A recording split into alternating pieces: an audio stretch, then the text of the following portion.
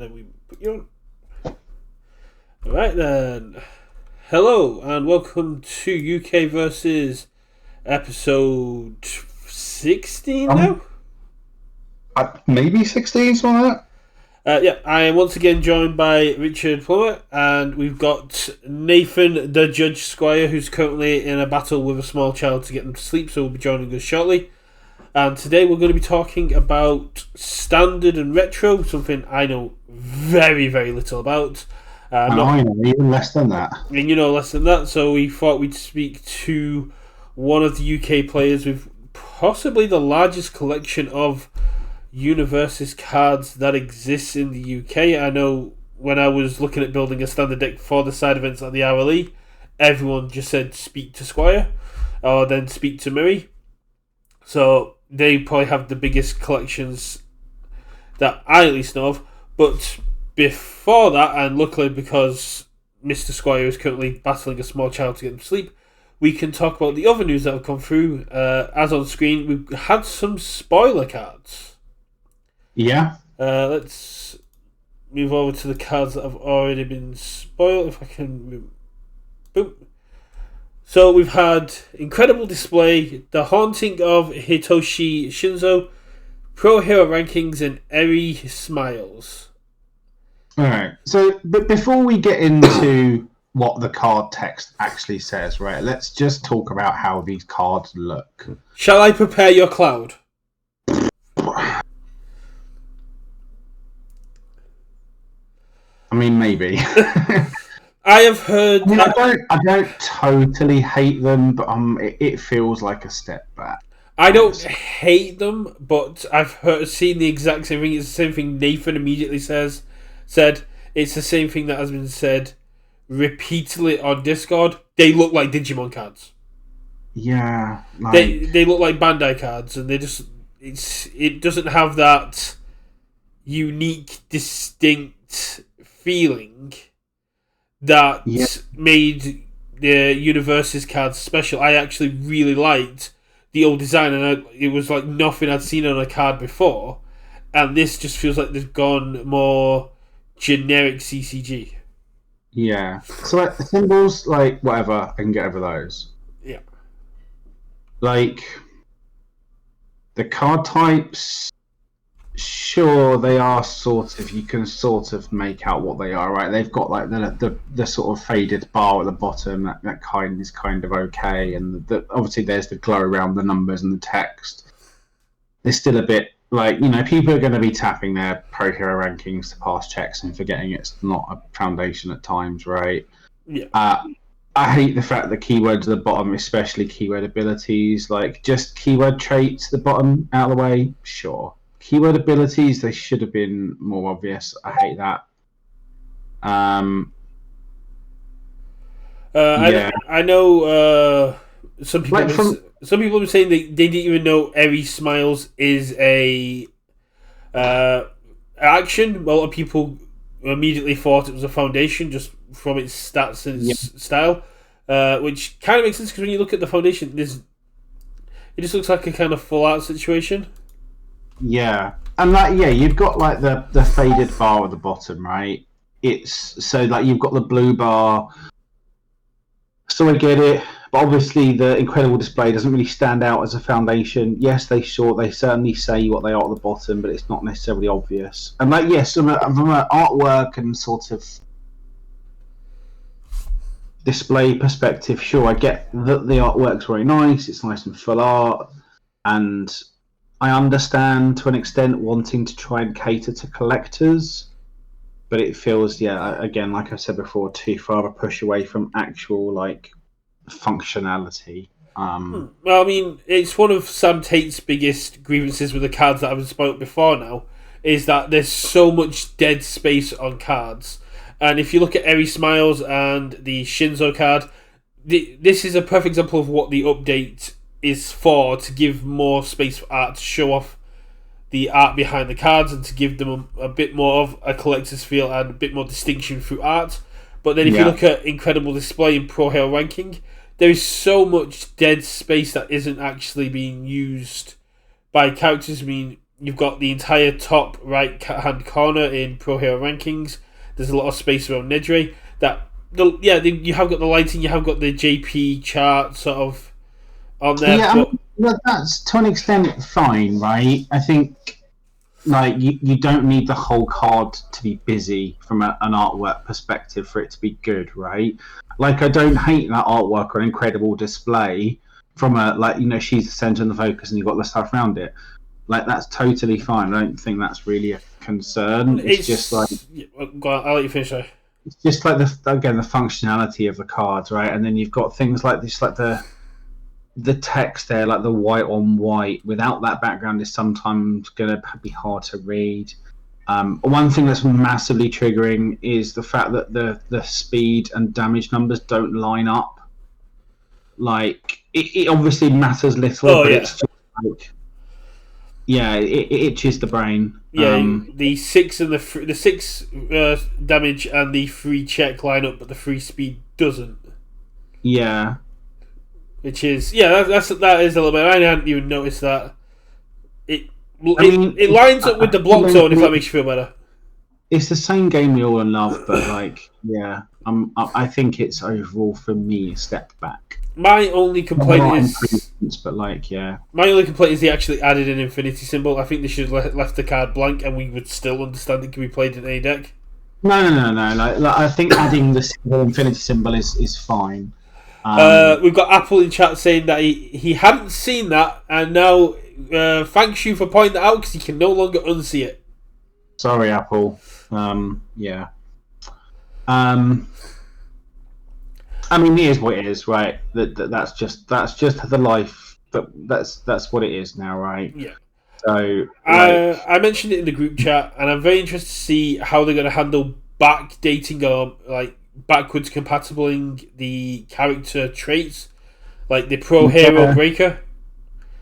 Yeah, I mean, it's nice they've done that to add some more flavour and playability to the characters. And all effectively now, probably maybe all the characters in the game, or the vast majority of them are going to have now functional errata, is a bit of a feels bad. But having to backdate that, I get, and obviously now it makes sense. They're doing all these alternate art of characters to try and effectively get the backdating errated characters out into circulation. But because we saw that. So Apple, you say they're not backwards compatible, but if you look at the Gen Con Bakugo, it does say Student 1A. So they are doing some of them backwards compatible. But if you look at the Nats promos, so for example, Eraserhead has traits like he's got Teacher and Pro Hero, I think. Maybe not Pro Hero. They the ones that have been spoiled in the Nats promos do have those. But Midoriya 1 didn't have anything, if I remember. Yeah, and that makes sense. It was, I don't know if you watched the latest Universus Academy. For watchers that haven't, they should go and watch it because they're cool guys. So they mentioned about it might have been an oversight, or it makes sense from a story perspective because it's season 1, right? Deku isn't part of Class 1A yet. He hasn't got there. But neither was Bakugo at that point. I mean, he sort of was, right? I mean, it makes sense because Bakugo got in and then Deku got in later, I think. Right? No, they were both part of the same entrance exam. Were they? I believe so. I don't know. I may be getting wrong, but then you would have to take it off over the full arc of that series, right? Bakugo's because obviously Deku didn't have a quirk, so it makes sense for him to not have those because earlier in the season he did have a quirk and he got a quirk later. It makes a certain amount of sense. There is one huge errata I would love to see come in, but I don't think we would. What? I would love to see Nomu taken off his name and be made into a keyword. And we change the 500 Nomu because we've got a HUD. It only affects one character. We change it to the guy's old name, or you change it to hybrid. You change it to Bird Nomu, and you give it a different name, and you put Nomu as a keyword because then you can put it on Kurigiri. You can put it on HUD. You can make it into a keyword that is actually on there. You can have Nomu Breaker or Nomu Stun. Because again, they might do these sort of things. We don't know what they're going to do yeah, with like that backwards on some of these characters. because of how many Nomus are coming, and there is a lot coming. It would Hashtag spoilers. hashtag spoilers. It would make. I mean, we've already got quite a fair few Nomus in the series, but again, I'm not going to go into that, and I'm really excited to see what comes along. But then, Okay, so look at the actual text. Like I've had my rant Yeah. about the artwork and the layouts. So we've got incredible display. It's what foundation. It's so good. It's a 2/5 with a 3 mid block. It's got evil, earth, and good. Chaos, Earth Life. Chaos, earth, life. Okay, good. I mean, obviously I can't really see from very well here. So commit, discard a momentum after your rival plays a non-character responsibility. Cancel it. Response commit after you block with a foundation out your hand. Seems really good. Like, just again, it's a repeatable cancel, right? Sure, it's got a cost, a commit cost, momentum cost, and it only does on non-character responses, but repeatable cancels are good, right? Yeah. And commit to it's like a backwards struggling with studies, right? Yeah. Without, it's just you commit a foundation, you pick it up on the flip. So it's got a bit more of a cost, but it's repeatable, and you obviously don't have to wait until you've got 3 in the pool or 3 attacks. You can't do anything with. You can't break it with Faith Shield, but you can full block a mid block with Faith Shield and add it back to your hand and let your opponent know they ain't getting any damage for this turn.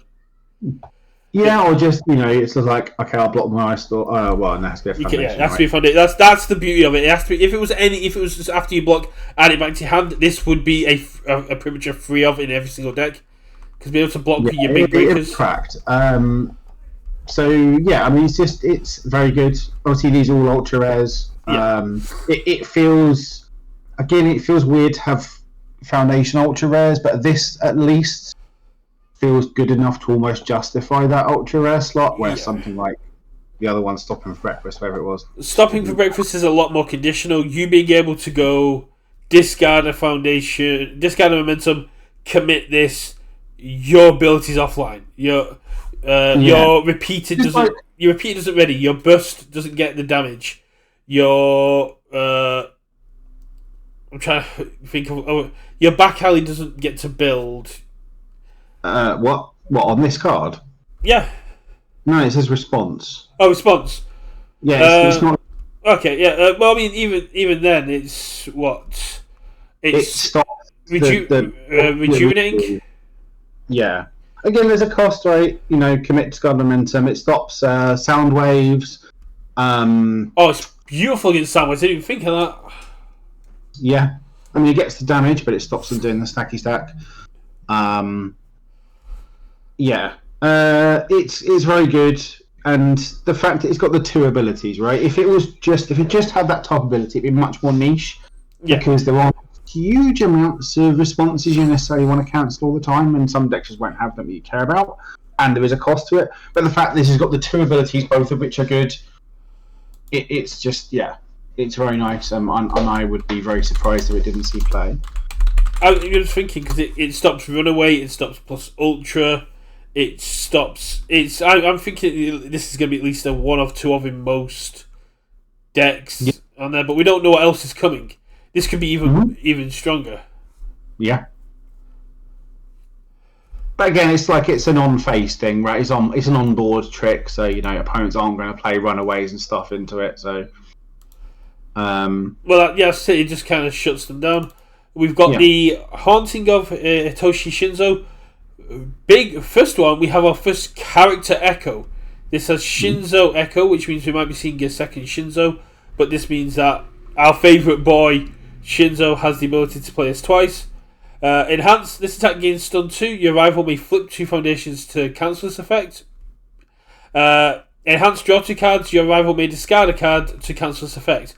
I love this card. It is such a demand on resources. I absolutely love it. Yeah, I mean, so obviously, base stats is 3 high 6, 5 diff 3 check, 1 mid block. So this has got what's his symbols? Is that All Order and All, another one. all Order Void, the same as Shinzo 1. Okay. So it might be a new Shinzo, it might be just kind of more backward support, right? So let's look at this outside of Shinzo. It's a Punisher mechanic, right? So these are so it's like going back to like looking at Magic and stuff. Generally speaking, these mechanics never go the way you want them to. They're always worse than they look because obviously your opponent gets the choice. They always choose the one that is much better for them. However, on both of these enhances, like as the person playing the attack, you're sort of happy with whatever, really. Like let's assume you don't get the things. So a 5-diff 3 high 6 that they flip to and then discard a card seems pretty decent. Yeah, it's a complete hand attack. Even if your opponent's got things like saving back a go and other cards that kind of make that first enhance not great, basically it's a 3/6, which is where most people start wanting to have to block at 6 damage. Yeah, so if obviously playing this in Shinzo and getting to echo it and just saying, actually, I'm just going to do all of this twice. Yeah. And either it's gaining stun or you're flipping 4, or I'm going to draw 2 or you're discarding 2 seems really good. Making my opponent have to use 4 cards in their hand to deal with essentially 2 attacks feels really good. That is good value for me. One card, either you're drawing on it or you're paying 1 card and they're having to assume they full block both of them. It's cost them 4 cards, right? For 1 card from your hand. Because they discard 2 and then play 2 blocks. Yeah, so you're getting 4 cards out of the hand on an Echo, you're getting 2 cards on a regular attack. A 2-for-1, that's... I'm okay drawing a card or getting another card out of your hand. If this becomes the meta, we might see a rise of things like recovery time, which would then allow them to replace the card. But... It depends what's in there, but for me, a 3/6 that goes, you have to deal with this, is absolutely amazing. It's off zone, right? It's obviously a bit slow for a 5-diff. I don't know how much this necessarily sees play, but it seems pretty decent. Again, outside, if you can't do the Shinzo Echo, how much do you want this card? It doesn't really have any relevant keywords outside of Taunt, which is obviously only really relevant in Shinzo. Yeah. So, how many of these decks want this card? I don't know, but it seems very good. I'm trying to think on the symbols who would want to play this. I could see Shigaraki 3 playing this. Yeah, I mean someone who's not keyword locked, right? It has to be that. So, but yeah, it seems decent. It might be good enough. I'm not sure. I really like it, and if I can get to a pre-release event, I will 100% be putting this in if I pull it, but it is an ultra rare, and I think that is this is a. I'm always, I guess, a little hesitant when it comes to, like I say, these Punisher mechanics where your opponent gets the choice, because I feel like they never necessarily always work out the way you want them to. Sometimes the cost, the opponent, they just choose the cost that doesn't matter to them. So I'll read the next one out because it's got a lot of little text and you're having a bit of trouble reading. Pro Hero Rankings. It's a 1 cost 5 check for +1 mid block. It's a unique with Pro Hero Breaker 1, which is the first time we've seen a character keyword being used as a requirement. And it is an asset. It is an asset, yes. It's got the static ability. While this card is in your stage, after you cycle, you may choose up to 5 attacks that were removed due to the cycle and shuffle them back into your deck. That is amazing. And then enhance, commit, reveal your hand. Your non-throw attack gets +1 damage for each foundation revealed this way, maximum of 10. That's my feeling about this card. Like commit for maybe 2 to 3 damage or something. Like if you've got a load of foundations in your hand, it means like. Yeah, if you're giving your opponent a lot of information within your hands, that's a very real cost. The cycle effect is whatever. Like because like cycling rarely happens. Like maybe in a third, maybe in a quarter, maybe even less than that, games cycling actually happens. So like, in sealed, I think this is going to be a lot better than in standard, because you only you only cycle 5 cards in sealed anyway. Being able to put up to 5 of those back in your deck seems really good. In MHA, being able to put cards back in your deck, it still feels really strong. But again, you can only do it from the ones that are cycled, right? Yeah, that's the biggest drawback. And I think if this just said this is commit, reveal your hand, this non-throw attack gets +1 or -1 damage for each foundation revealed this way, maximum of 10, it would be a lot more playable. Maybe.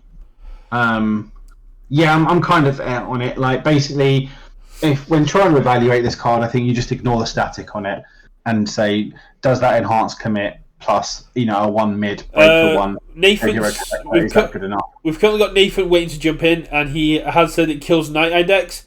That's true, I guess, because Night Eye gets rid of non-attacks that you reveal.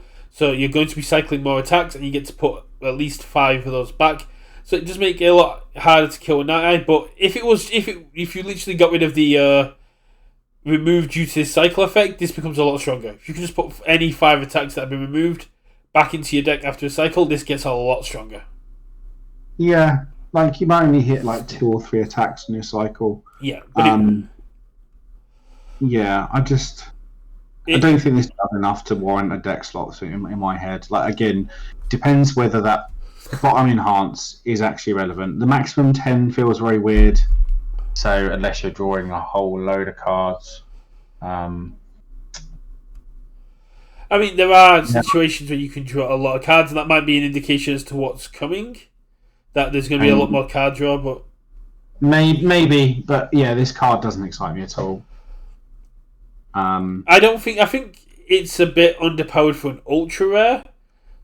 Yeah, but it feels like it's one of those ultra rare assets is going to sit in your binder.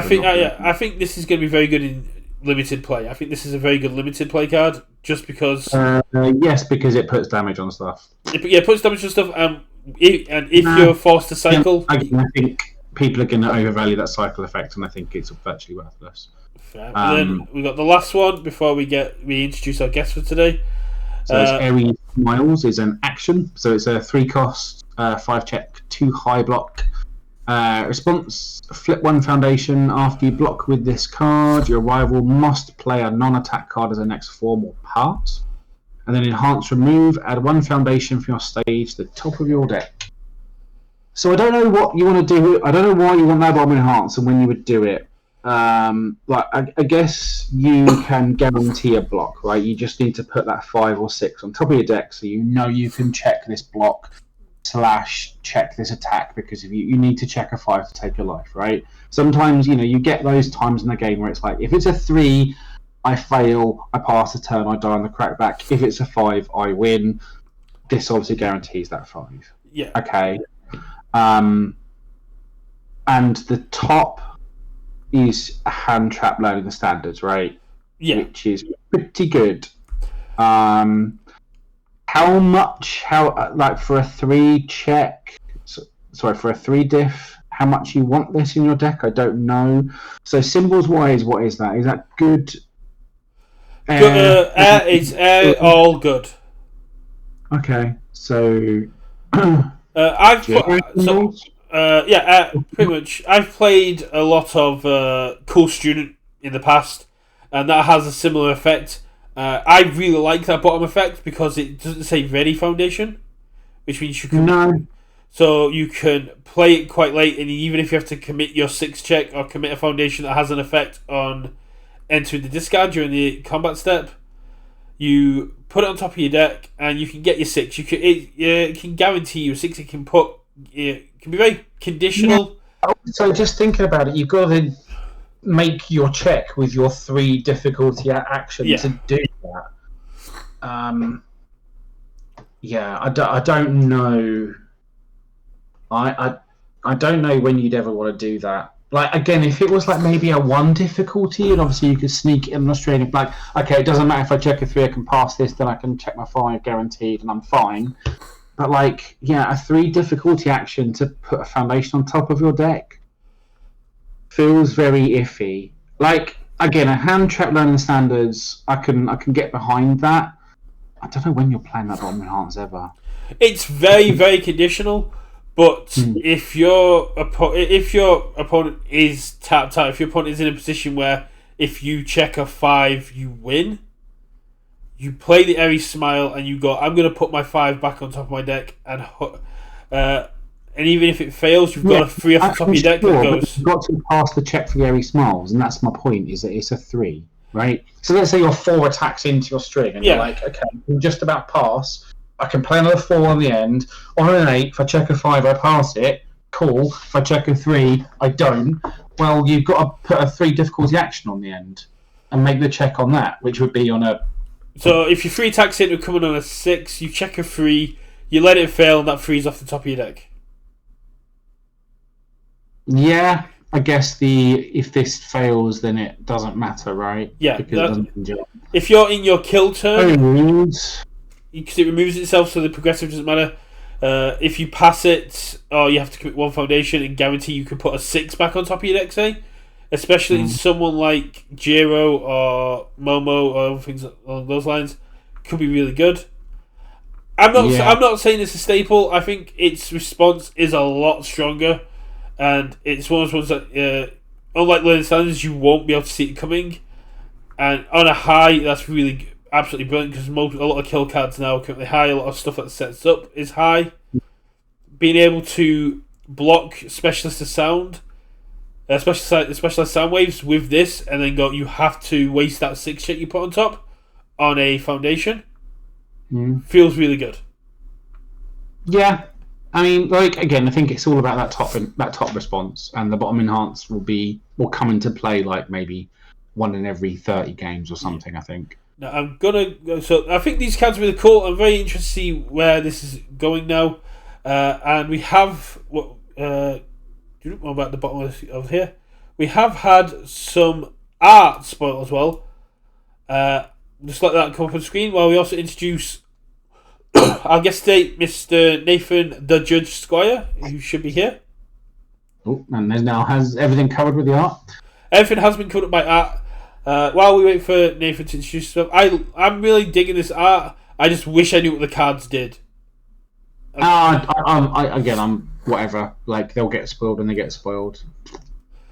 I'm liking the variation of art styles. Like, if you look at the Bakugo card compared to the Black Whip card, compared to the bottom right Hawk Black sort Whip. of like arty style. Which one's Black Whip? It's like shoot style. That's shoot style. The one that looks like he's going like 5% with the finger out. Okay. That's shoot style, where he's preparing to launch a projectile air bullet. I haven't watched the series at this point, so... We're currently getting ahead of you here. From the art style, it kind of seems like we're getting into the provisional hero exam, as well as Endeavor versus Hood. Which is really, really cool. I'm really, really looking forward to this. It's one of the best fights in MHA. It sort of shows the power that the league have. From this point, we're just getting into more traditional shonen sort of things, where everything starts to power scale and we actually start to come across tougher and tougher and tougher enemies. So that's going to be really, really cool, but I'm not going to go too much into the spoilers. I'm just hoping that Mr. Squire's still with us. And Saber31 in chat. I mean, you can keep lying to yourself, buddy, about that, but I'm pretty sure you're going to be. You will, Adam. Look at these cards. I also like that someone pointed out that the one of the target arts is just Gory Stab but flipped. Yeah, it's a weird one. And I'm sure the other one is a Tiger art, I remember. Yeah, there's a Toga art next to it. basically I had them all set up nice and lovely of the 6 art, and then last night while the EU was sleeping and this afternoon they gave us 4 more. Jack the Ginger Boy. I am really hoping that HUD is really good. But we're going to probably see a lot of Toga Ochako art, because that's the Clash decks, which I think is a really that completely caught me off guard. But in a good way. It's possible that they're like reprints, right? In those Clash decks, like they talked about trying to make them better for newer players, so it's possible they're going down the route of reprints in those Clash decks. So I am in 2 minds about the Clash decks. Yes, I would love for them to just be Ochako 3 and Toga 1 with what the devs think is the best setup or the easiest to understand setup throughout the last 6 sets. Just complete reprint cards with alternate answer of some of the cards. Go, yeah, this is how Ochako 3 is meant to be played, or Ochako 1, and this is Toga 1 weapons, basing it on decks that say had even topped. So if you had like Toga based on a more simplified version of Gamer Toga, and we had Charge Ochako 1 that was based more around like what Xander was playing at Nationals, I think those would be really cool. It's a great way to get people into the game. You can simplify it and also have them be slightly competitive, but not in a way that seasoned players and competitive players are going to go out and buy them all, like what happened with Mirio and Overhaul. But the other half of my brain is going, UVS and Universus is a company. They want profit. And how profitable is it to have a complete product designed at new players that has no appeal to the existing fan base? Yeah. I mean, just look at the artwork. Like, that's the artwork for All Smile, doesn't it? On the front of Toga. Yeah. And is that zero barrier capture? Or shrapnel release? I don't know which one that is. It does. Is it zero gravity barrier? No, Yeah, zero gravity barrier. Yeah, that's zero gravity barrier. No, it's not. Oh, it's a bit higher. It's a bit higher than zero gravity barrier. Yeah. It's definitely on an artwork, but I don't know. It's not shrapnel count. It's a chuckle with their fingers together. It could literally be on any of her cards. Yes. But it's going to bug me until I wrap away from it. I'm going to scout on UVS Ultra. Oh no! So we have lost Richard to UVS to search for that. Yeah, I'm listening. I'm just. Nathan had to do a quick reset of his mic, but are you here now? Speak to us, Nathan.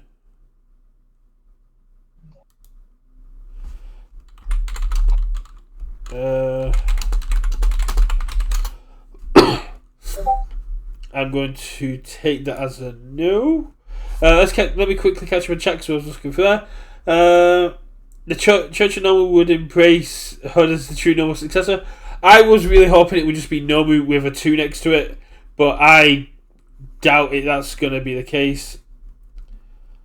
Yes, yeah, I looked at this and immediately thought of Drumstick Lollies, and I thought that was kind of funny. I can't find the artwork. Annoying. It might have been released. It's not quite released. It's the same position as release, but it releases like over the ledge. Yeah, because she's got chaos on all of her her characters, right? Chaos on all, air on all, and then the bottom one changes like between life, void, and death.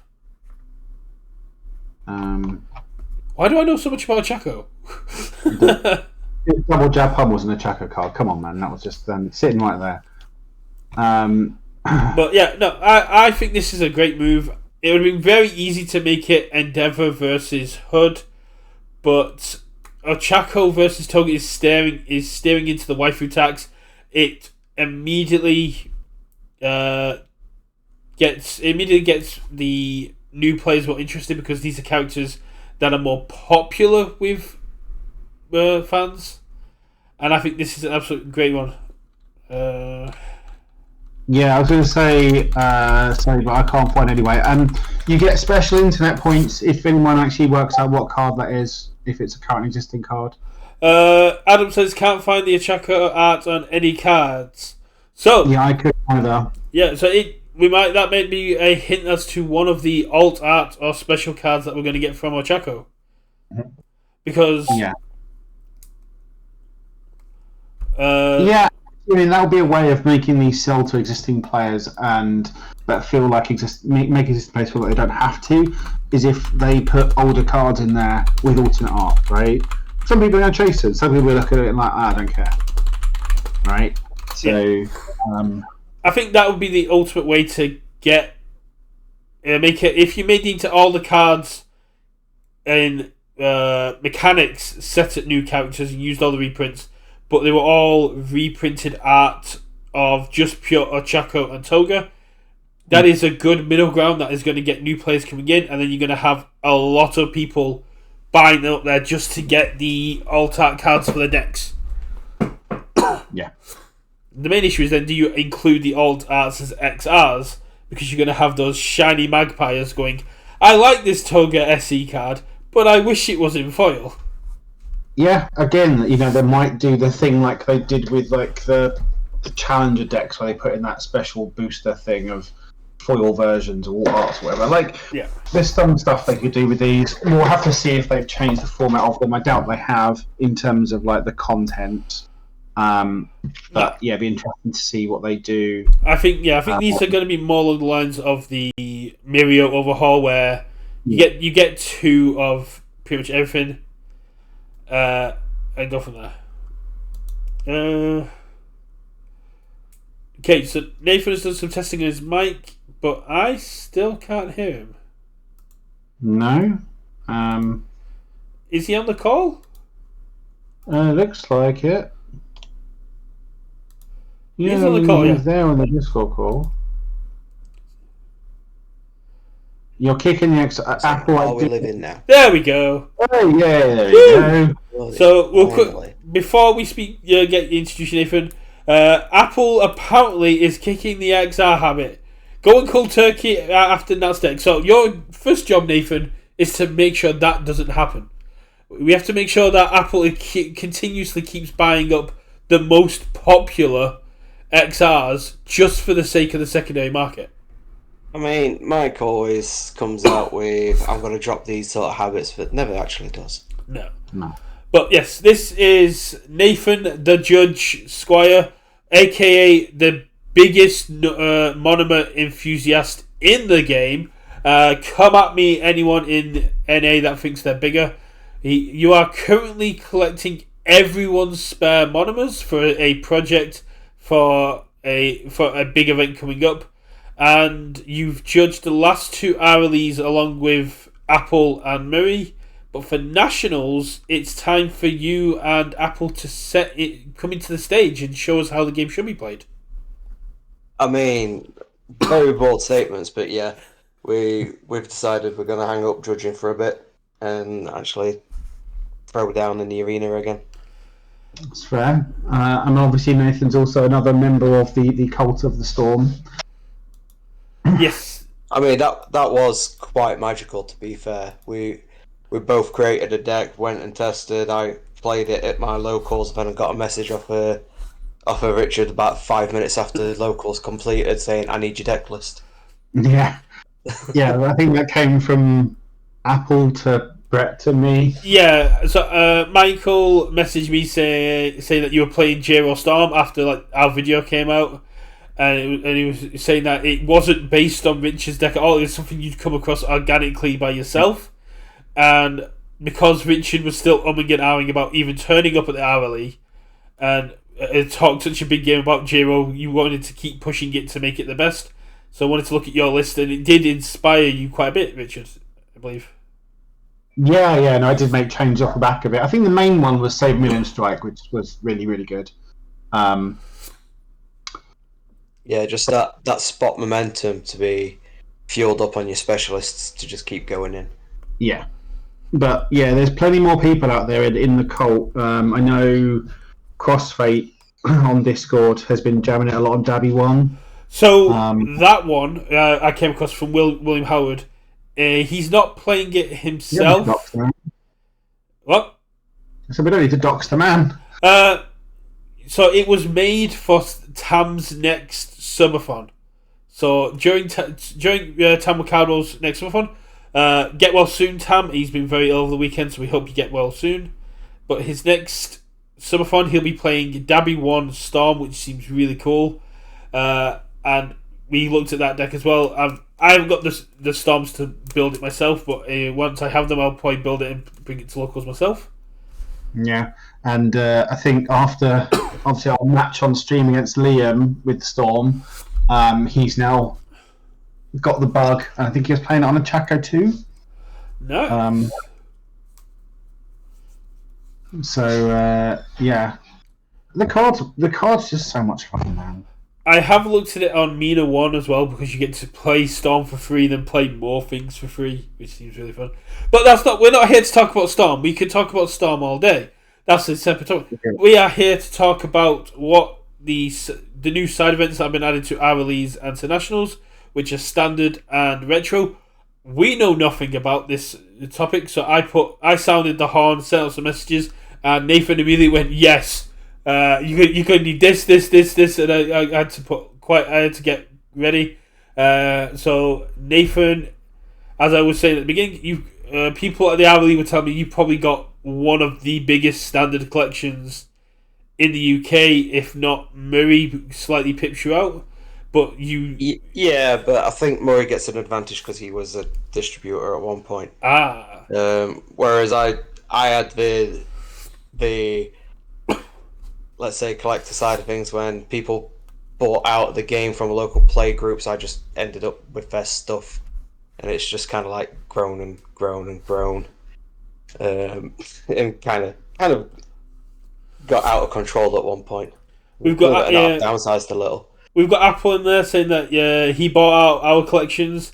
I try to buy as much of the old stuff as I can when it's quite cheap on eBay. I did get pipped out on some older UFS cards that were quite cheap, but some of those older cards that hold an amount of value, right? I think some of them are still quite expensive, but majority of them are quite cheap because they just don't see play at the minute. But hopefully, if retro and standard come back, we might see more. Okay. Well, I think first of all, actually, Nathan should probably give himself a proper introduction and just sort of tell us sort of his background, who he is, and then what he does. As obviously we know you, but maybe the listeners don't necessarily. Yeah, sure. So, as I'm sure you've guessed by now, I'm Nathan. I started picking up the game in the Jasco era, so my first set was Jasco's first set, Red Horizon. So, easily over 10 years experience. Judged the last two RLEs as we've already discussed. Like I say, I tend to build what I think is fun decks, which usually gets viewed as memes. Not necessarily have your top tiers or your high level plays. I'm a massive advocate of one checks. I feel that they have a place in the game, and I feel everyone should be comfortable playing them. Don't just write a card off because it's got a low number in the bottom corner. It has its purpose, and I'm glad people are seeing that now with Storm. Yeah. And yeah, so I'm here to basically introduce you to what is standard, what is retro, what's missing in the game, what's the differences. So before we move on to that, would you like to tell the people watching the stream that don't know what your actual plan is for the 80 plus Monoma cards you have now? 80 plus, I think I think that's a low number now. By the time I get the next gift off of Apple, because he's been the big supplier of this, I'll be somewhere around about 150. Nice. So yeah, the plan is to make a copy of Monoma on every character in the game, so that when I hit you with Monoma and I go, I'm now you, I can put you down with Monoma's face on it, saying that this is now me. So I wanted to have my own binder with Monoma's face on every character. Now, I know Church, one of the developers of the game, thanks to Mr. Hardiman, there's his weekly shout out, has actually got copies of Monoma cards from like set 1 and possibly set 2 that have Monoma on there, but the text box have been changed to every single character from set 1 and set 2. But this is you just literally cutting up Monoma cards and sticking their face over other characters. There's going to be some butchery involved, yeah. I said it the other day, you could print off the pictures on paper and stick them over. No, it has to be the official card art on the face. Yeah. Got to go that extra mile. Exactly. Yeah, I probably shouldn't mention how much I hate the character, but not have you just drop off the call immediately, right? I mean, as an actual character, I hate Mono. As a card, I think he's quite unique, and I'd like to see more of him in the game. But he does kind of clash with what Toga wants to do in terms of like abilities. So I'm kind of glad they didn't. Feeling like the lost one out here, but he's quite possibly my favourite character in the game at the moment. That's fair. I just get to play what you do, but better, right? So is this a little like hint as to what you'll be bringing to nationals then? Just because he's my favourite doesn't mean to say I'm going to be playing it. But you can have fun with your favourite. I mean, true. But you've got your dissertation ready, so we're already almost an hour into the stream. So let's go into what is national. What is standard and retro? Yeah, so quite simple. But if you're going for standard is your 10 most recent sets in the game. So I think at the moment we're counting back to, I think it's Hakusho, potentially. Don't necessarily quote me on that, but it's the 10 most recent sets constitutes as the standard. Retro is Red Horizon 1 onwards and has possibly one of the most comprehensive ban lists I think I've seen in a long time for Universus.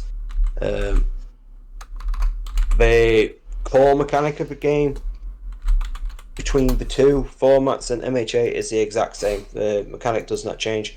And one which I do want to preface a little, as I go into the differences between what's retro and standard and what's in MHA, Jasco could quite easily say, I'm aligning, MHA rules are the same, so this could potentially just be, completely... These are the rules as they currently stand. Yeah, these are the rules as they currently stand. So, let's start, as most things should start from the beginning, deck building. So, in MHA, as I'm sure you're aware, every card in your deck has to share the same symbol. That's not a rule for standard and retro. You can double symbol, you can tri symbol. You can play cards in your deck which don't match a symbol with your character at all. You literally build them however you want. Deck size is 60 characters, 60 cards plus, which includes your character. So MHA is 50 plus 1. Standard and retro is 59 plus 1. It's a 9 card additional. That's pretty much it when it comes on to the deck building side of things. So just to go over the main points there. When you're deck building, you can include any card that's on your character's symbols, but you don't. Unlike MHA, you don't have to focus on a single symbol. Yeah, correct. You in standard and retro, like to go onto one like immediate, like a bit more of a niche point there. You don't have to have a card in your deck which shares any symbol at all with your character. You just won't be able to play it in the game. So, But you are well. Go on, I'll let you finish, sorry. Yeah, you are well within your rights to put any card you want in the deck, provided you can cheat it around. So that's why a lot of standard players were quite excited last year when new training method was announced, because with new training method you could cheat out any foundation in standard or retro, because it just lets you build it in. You don't have it doesn't have to share symbols. Yeah, Okay. it just builds a foundation from your hand. It doesn't say a foundation you can play. So you can't form it into your card pool if it doesn't share at least one symbol with your character. But you can have it in your deck, and if you've got other ways to cheat it, or like it's something you want in your discard pile to do a thing with, or some of those lines, that's totally valid. Yeah, that's perfectly valid. I'll explain how symbols work in standard and retro in a bit once we get past the deck building. Yeah, It'll be like it's a future question, future answer. but yeah, I thought I'd just clarify with the deck building side of it. It doesn't matter what your symbol is. You can include any card. Yeah, you can include any card. So with things like Storm, you can't cheat out an attack that doesn't share any symbols because it's still counted as playing an attack. So probably just mainly with goes around foundations as far as we understand it. But I imagine in standard and retro there were ways to cheat out attacks that shared no symbols. Typically, if you played an attack which didn't share a symbol, it broke the game state that much. Your turn ended. Oof. Fair enough. Right, so I'll let you get back to your flow. So yeah, the next big changes if you go onto it, you're now into your gameplay. So I believe Mulligan has been adopted to the MHA standard, which I vastly prefer. We've had a big long journey with Mulligan, back from 10 years ago, where the Mulligan rule was remove your hand and draw a new one. So that is a welcome change, I'm sure a lot of us would say. The big elephant in the room, I'm sure a lot of old dogs are listening to me say, you can attack on first turn. So there's nothing in standard and retro saying that you can't attack on the first turn of the game. It's just rolling that dice of, to touch on a phrase which Rich said earlier, check 5 state lives. Yeah. You know, you've got nothing to pass a check. You're just going on the hard checks. But yeah, you can attack on the first turn if you really want to. And that's both players. So even if you go first and your character's committed, you could go, here's my free diff attack.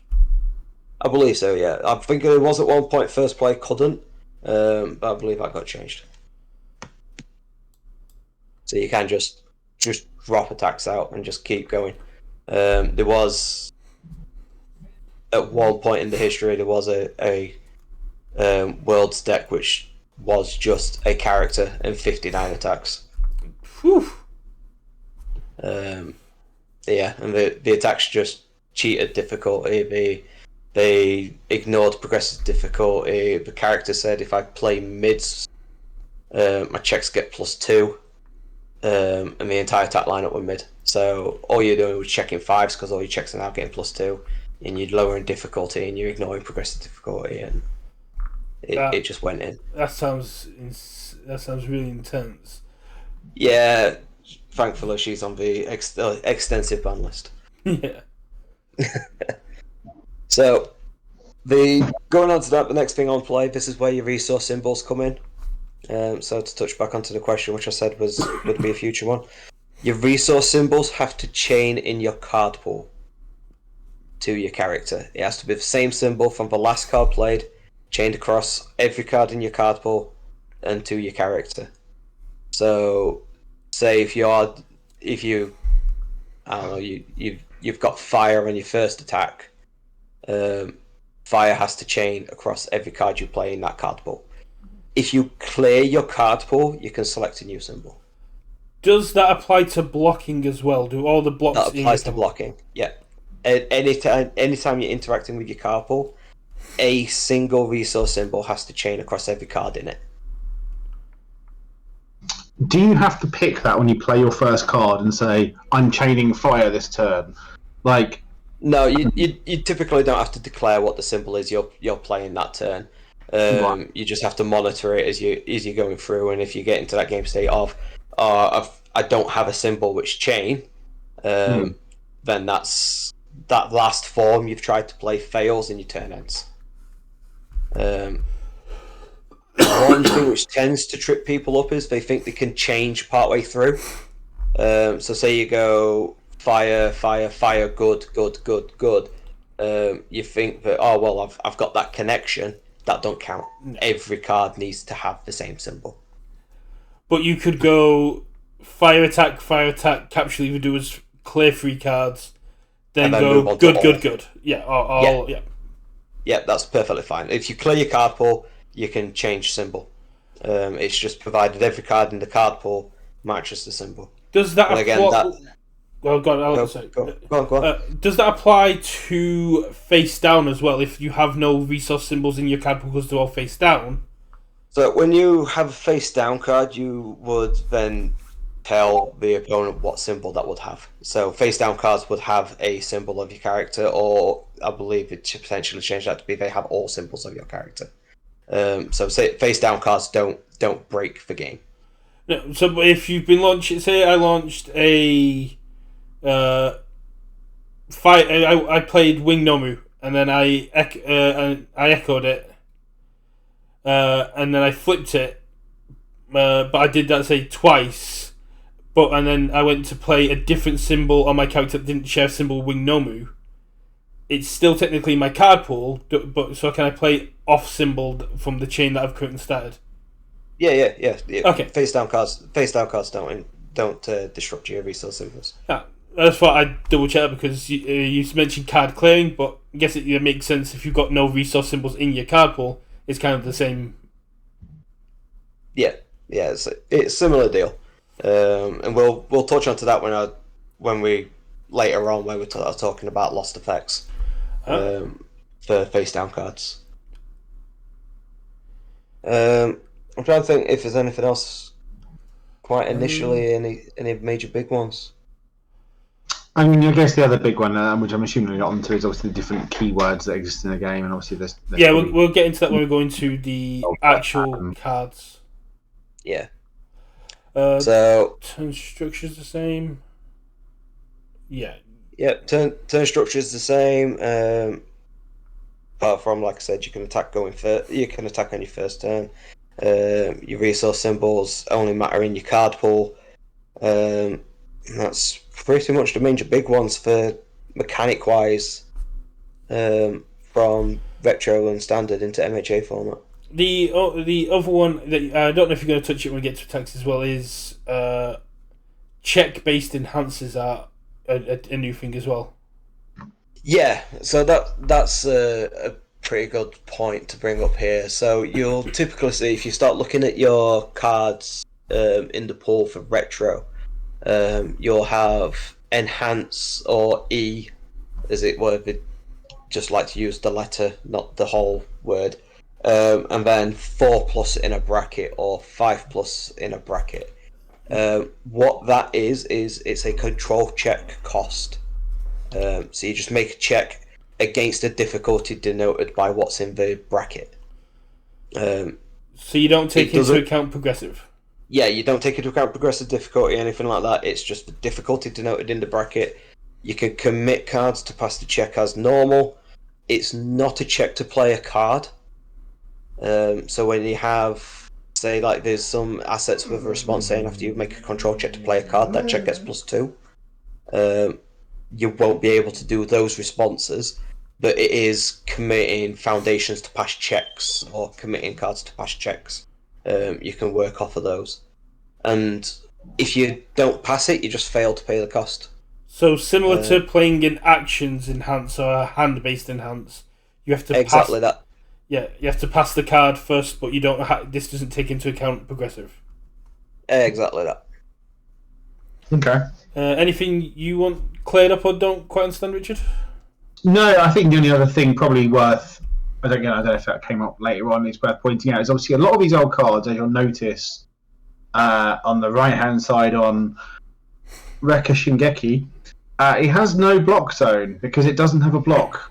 There's obviously lots of cards in the old sets that just didn't have blocks on them. Yeah. Typically, you'll see that on throws.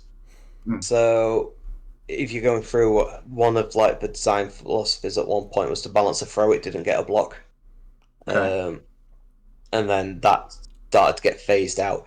So yeah, no block cards is a thing in the older sets. It's only really in MHA, like the first core set for MHA, I believe was the first set which had every card with a block on it. Oh. So that is and again, I fully agree with it. I do think that cards should have blocks on them, even if they are fake blocks, like the +5 blocks you get.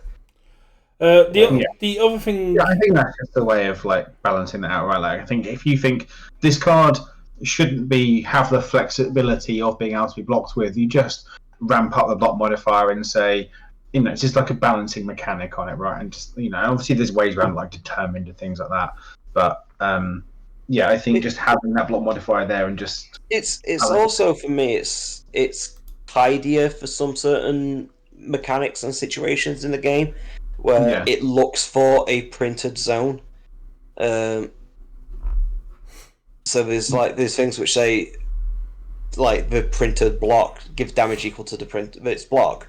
Well, if it ain't got a block, it then starts getting that argument, and it just tidies that up. I mean, exactly. It is 0. If it don't have one, it's 0. But it just tidies things up just to give things a block zone. Like if I increase the block modifier with Bubble Girl, does that just do nothing? Does it?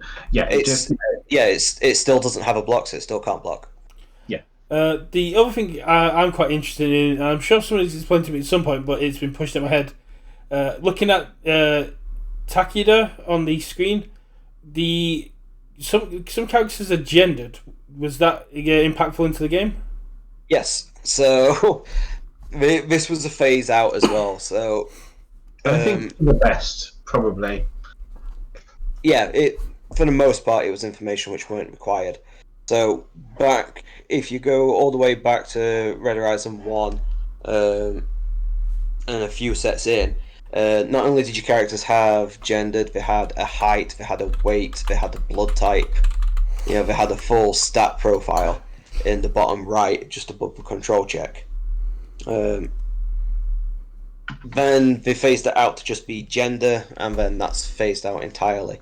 But you do have gender-specific enhancers and gender-specific responses and things like that. Two spring to mind in the entirety of Retro, which is kind of why it was information which disappeared. So there were one which were quite an infamous one, Nutcracker from Cassie Cage in Mortal Kombat.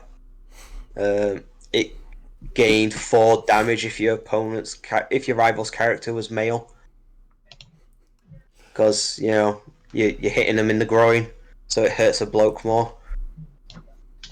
I guess was the logic. Yeah. And then there was a Scorch Wheel which had a gender male enhanced to draw a card for every foundation you've built a turn. So it's kind of similar to what Universus are doing now, where characters are going to be getting keyword traits like Pro, Hero, Teacher, 1A, allowing them to make abilities specific to certain characters and give them their own enhancers while removing that ability from other characters. Yeah, it's definitely similar to that sort of flavour, but I don't think it was particularly well exercised.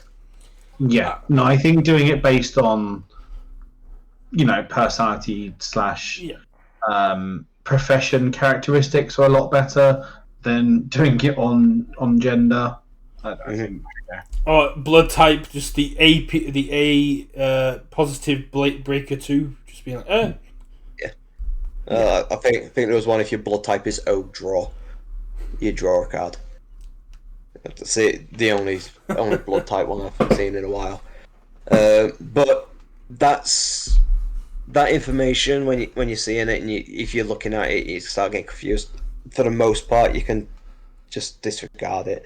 It very, very rarely comes up, and when it does come up, it's not necessarily game breaking. Apart from Nutcracker, of course. Apart from Nutcracker, because that just straight up doubles the damage of an attack. But it seems to be, if you're lucky, even like past Jasco era into Fantasy Flight and Sabretooth, it was just like a history of the game.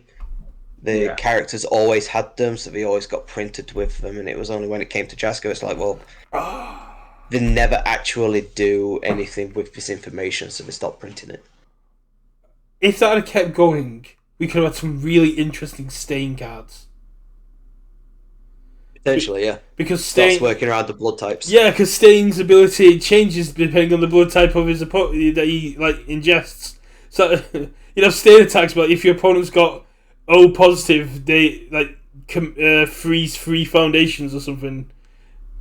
It's just complexity's sake. I know, but it's so cool that could have been an option in the past. Have you got the Prime sub there, Mr. Apple? Yes, that was what. Big shout out to Mr. Apple. Big support of the stream. Big support of the game. Puts up with a lot of questions and stuff from me. So, big thanks for the subscription. I should also thank Nathan for helping me build my standard deck for the hourly, because he explained a lot to me, and I also asked a lot of questions. It was fun digging through my stuff. It was a great journey down memory lane. You found how many Valiant Assaults? So when Valiant Assault was originally reprinted and they announced it was allowed to use the Red Horizon ones as a stand-in, I think I went through my stuff initially and I found 22 copies. When I was going through the stuff for you for the regionals, I found an additional 3. Nice. It's only uncommon, right? In Red Horizon. So it's in Red Horizon 1, it was a rare. In Red Horizon 3, it was an uncommon. It then also had a promo, which I affectionately called Sissy Slap. And then it was also... Yeah, then you also, if you ever bought the Reese starter deck, which the Reese and Caden decks, which Jasco created, you get 4 of it in there. Yeah. Oh, nice. But let's move on, because we've got quite a lot to go through, including the combos and the deck you want to talk through as well. So yeah. Should we move on to the characters you wanted to highlight? Yes. So one of the things which I explained with Brett, if we just have a look at the 5 different archetypes, 5 different card types, and these are, in my opinion, if you're stepping into these formats, things to just be aware of, not to get bit out by them. I'm sure if you speak to anyone who played in these formats, they could pick out their own individual 3. But what I will say with characters, I had a hard time picking them, because all the characters I absolutely hated playing against after looking at the retro ban list now have a home there, which makes me feel so happy. Mm-hmm. But these 3 you can see on screen now are particularly characters which I had a bad time playing against. Like the Akuma 2, it plays far too well in its own package and just accidentally kills far too early. If Akuma 2 gets to game 3, it's into turn 3, it's in late game. That's pretty much the aggro which Akuma 2 throws out. I want Richard to have a read of Xianghua and apply it to his favourite Check 1 card from MHA. When you sent me it, I immediately sent it straight through to Richard. I wasn't blown away because it's not doing stats. So, again, the thing with Xianghua is she just plays really well with her own package. So she's not necessarily what I would consider a absurdly broken card. She's just really, really good. Plays with her own stuff really well, has a few things to support, and consistently topped. Jet, the thing with Jet, I love Jet. I love playing him. I loved playing against him. You just need to take into consideration that response. That response will bite you, and if you're not prepared for it, it will come out of nowhere and it will hit you. With the cost being remove attack cards, it tends to have an inflated attack count, and then modifying a card's keyword ratings by 2. Like increase it by 2 or decrease it by 2. There's an anecdote one which I quite like. I played Jet at a tournament in Scotland. I'd played my turn, went to my opponent's turn. He threw an attack at his very first form. I blocked and breaker 5'd him and ended his turn straight away. Not much they can do there, because then they can't really build if they've got breaker 5. Yeah, because I'll block with a native breaker 3, I'll remove 2 attacks which I checked on my build to increase it to breaker 5. Your turn's done. Yeah. Congratulations, you didn't build. That's just free real estate. That's why I wanted to put Jet on the screen. If you are getting into the formats and you're looking into retro, Jet is a thing. Breaker Ridiculous is a thing. So yeah, like I said, if you speak to anyone else who played in the formats, they'll probably have their own 3 characters to worry about. I have a Jet. I'm just gonna quickly check if I've got a Jet. Yeah, I'm sure. And I'm sure there was some weird combo deck. I don't know if it was on Jet. There was like you'd give an attack like infinite of a particular keyword, and then you would just get a infinite amount of damage based on that keyword or something. Don't worry about it, Richard. We'll talk through that one later. Yeah, we've got 2 combos that Nathan wanted to go through, which is the throw and the croc slap. But yeah, okay. I mean, there are other characters as well. I believe there's one that allows you to just, after you block with an attack, give it reversal, which is a keyword we'll come into later on. Because I saw someone playing that at the Dragon Hordes at the HLC. The game's been around for so long. In retro, I imagine there's pretty much a character that can do anything. We got Jack. So we got Jack the Ginger Boy going. Sorry, breaker 5. So. Yeah, if Nathan, do you want to explain how the breaker 5 came about? Because you said it had a native breaker 3 on the card. Yeah, so it was a card which had breaker 3 printed on it. You then block with it, respond with Jet first. So after a card has been played, remove 2 attacks to increase its keyword ratings by 2. So you increase its keyword of breaker 3 to breaker 5. Then you respond with a breaker 5. And you just end your turn now, please. Yeah. The closest comparison we would have is if it'd be like playing Shield Barrier, then playing a breaker 3, and then going breaker 3, breaker 2. Yeah. Yeah, I mean, we don't have a breaker 3 in... No, yet. No. We don't know what's coming. But it's good to... how high does breaker go in retro and standard? Oh, I was just literally looking at Clockwork Castle breaker 4. Breaker but 4? It is a 6 high block, but it does have breaker. But it also lowers its own block modifier based on what your opponent does in their turn. Yeah. And then you got Determined, which just makes it 0 anyway if it's a foundation. So we can talk into breaker when we actually when we get to go into some of the combo. Yeah. Have you got anything more to say on the characters then, or should we move on to action? Honestly, with characters, my advice would be to anyone is to try actually find the ban list, because there will be some characters you immediately go to, and they are quite comfortable at home on their retro ban list, where they quite fully deserve to be. So, while we're on characters then, and you brought up the ban list, Momo was like immediately banned. Yes. As soon as it was quite funny for myself and Apple when MHA had settled. I think we were going into set 2, and then we were talking about bringing back standard and retro, and they announced the ban list, and Momo was straight on there. I don't even think they'd had any major events for it. I think they'd been toying with the idea, but to put into context for everyone, the last 2 sets before My Hero was Soul Calibur, where every character has a weapon, every attack is a weapon, half the foundations are weapons, and every asset is a weapon. Well, is it, Momo can build any asset, not just weapon assets, so that's pretty cool. But Yeah. be able to pick up any card.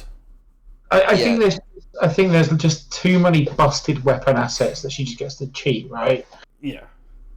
It is purely and utterly. I can't really speak too much on it from my own experience, but her toolbox is just too big. I think when I asked someone about it, they explained that there's an asset that allows you to block with it, and then you could just destroy Foundation with Momo and build it back down and block with it again. Yeah, one of the shield cards, either Owl or Elk Shield. I always got them mixed up. Apple saying in chat, just saying if a character has the word asset on it, card's amazing. Yeah, that's pretty much it. There was also Cormorant, Vicious as Crow, can block from stage, has Breaker 2, and then she can build it back down. Oof. Yeah, and there's obviously Combat Ash, who's banned as well, right? Yeah, Like Mimic's big brother. I'm going to say he's Mimic without the training wheels. Yeah. Ooh. I've heard. Yeah. Miri was supposed to bring one of those down for me. The hourly. Did you not get them? I got one. You got one. I didn't get one. I got a pile. You got a pile. I'm gonna have to grab one off you at Nationals then. Yeah, sure. Yeah, I got the other standard cards, the foundations he just threw at me, but I didn't get a Combat Ash. Yeah, Combat Ash. I think it was a design mistake. It's a character which says I ignore stun and I ignore deadlock. Yeah. Well. So, yeah, it was a fun IP, fun little nod, but I don't think was the best. And just like assets, cost to effect ratio tends to be higher, right? Because you can't commit them to past checks. So it just means all of your foundations are undercosted for what they're getting you. So, my only experience playing against Combat Ash, I was testing with Hardiman, and I played 6 attacks in my turn against him, so I dropped my entire hand, and not one of these attacks got to the block step. Oof. Yeah. I tried it again a second turn, and the exact same way. You know what? I'm done. Let's just play a different deck. So, any last thoughts or anything we should know about characters that MHA players might not know about? So the big thing for characters, MHA players might not know about. I suppose I really could have picked this up earlier. Stacking characters. Oh yes. Okay, so retro standard. If you stack a character, so say you've got Akuma 2 on screen there, you've got Akuma 1. If you put Akuma, you can put Akuma 1 on top of Akuma 2, and vice versa. As long as it's the same name, it's the same identity, you can stack any number of them. So the real funny one is we've got All Might 1 through 7. You can put them all on top of each other in standard. The benefits you get from this is you gain their resource symbols and you gain their effects. So effectively, I've got All Might 1. I put an All Might 2 in my card pool. It builds into my stage. I've now got an All Might character with all the abilities of 1 and 2. And all the symbols of 1 and 2. And all the symbols of 1 and 2, but you remain at All Might 1's starting vitality and hand size. Because that's the identity you started the game as. So, does how does that work with, like, stacking? So if I was All Might 4, and then I used his form to change it to All Might 3... No clue. I'll be honest with you. So, The All Mights, when you look at it from the perspective of retro standard to MHA, the All Mights were designed without stacking characters being a thing. Yeah, And just, again, I've not played obviously these older formats, but for me, just the way MHA will deal with it feels like it's a lot cleaner, and it's just removing that what feels like a bit of complexity for complexity's sake, right? I think the simplest way they'll go about it is, yes, it's All Might 4 is All Might 4. It is All Might true form, not All Might. So one way you can view it is he's a different character, so he wouldn't be able to stack onto them, and then that's where his form and his enhance would come in.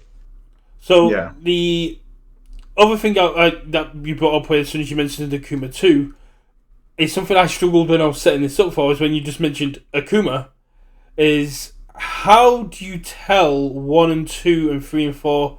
Because in MHA we've got, well, in the current Universus... I say, you've got a nice little number in MHA, aren't you, telling you which one it is? So next to the name of the character, you've got a little graphic. You've got the dots and the bullets on Jet. That denotes it. So if there's 1, it's the first version. So this is Zhonghua 1 and Jet 1. If there's 2, it's the second. So this is Akuma 2. I mean, that's why you hear people refer to characters as, like, a chuck, a two, or whatever, because they're not dots in MHA, but it's just terminology from the old game, right? Yeah, it's those old habits. Yeah, because it's something I was like intuitively picking up, but I just wanted to double check because they also cross sets as well. From what I could see, future sets had different numbers as well. Yeah, so Akuma 1 was in the Street Fighter set, and Akuma 2 was in Street Fighter versus Darkstalkers.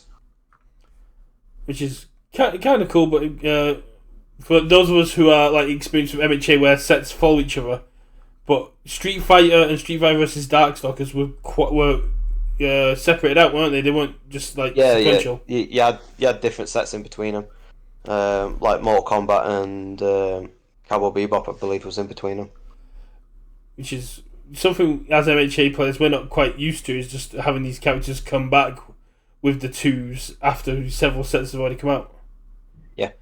But let's move over to actions with one of the actions on screen having a little bit of a story behind it as well, which a few players are a bit annoyed that hasn't come through for MHA.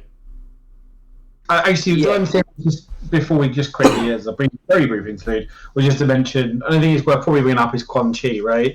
I think he's the only character to be banned, be printed and powered down, and then he got banned again because he was still too good. Correct. So yeah, if those people haven't obviously looked at older cards and want to look at busted stuff, just go look at Quan Chi, and it's quite funny how cracked he is. There was a few people that were worried All for One was going to be the new Quan Chi because of how their power sets kind of work. Yeah, thematically it would have been that. It would have fit. But yeah, let's not go back to the Quan Chi days. So, moving on to the actions. So touching on to what Rich said earlier, as you know, it's 2 of the 3 which I've put up here don't have blocks. And rightly so. So we'll start with the weaker one on the screen, which is Let's Cut Loose. It's a 3/6 action. Quite simply put, it's pot agreed. It gets you 2 cards to hand. Fair enough. You get a foundation from your discard pile to your hand, and then you draw a card. It creates really aggressive turns. You can go on to Let's Cut Loose streams and just keep going. One of our local players has a Bakugo 1 deck for standard, which is just Let's Cut Loose. It just keeps picking up stuff and just keeps going. Because it removes itself on play, which means it doesn't even get into progressive, which just lets you stack your hand. Yeah, and then you just keep drawing more gas, and you just keep going, and you just keep drawing more, and just keep. And I guess sometimes it's, you do want to have that mid-turn build, right? that it's not going to be relevant all the time, but having it as an option just seems very good. Yeah. The other two I've put out, you've got the Toguro brothers and we have Revoke. These are ones which I do think anyone stepping into these formats need to be aware of. So within retro and within standard, effect negation is everywhere. You can't go into a tournament, say, and just play out your enhancers. You need to offer that opportunity to your opponent to respond, especially if they're gripping cards in hand, because if they're on these symbols, if they're on Death Evil Void or Evil Life Void, They're there's likely a they're going to be playing an enhanced response, a effect negation of some sort. So Toguro Bros either removes itself after you play it, or you draw, so it replaces itself. Cancels an enhance on a foundation and then destroys it. Seems quite busted. Right? It's very, very strong. I'm not saying that these aren't strong. Revoke is quite possibly my favourite action they've ever printed. People who've played with me for a long time, I like my blue cards. I like characters based around blue cards. Revoke is potentially the strongest one. So its first form, its first form, your foundations are at -1 difficulty for the turn, and then you build it face down. So it's a free foundation if you build, or its response after your opponent plays an enhance, cancel it, and then remove it from the game. And Revoke was supposed. I believe I remember stories that Revoke was supposed to be in every single set. Yeah, so there was a statement came out that Revoke will always be in the game. If Revoke rotated out, they would reprint it some way.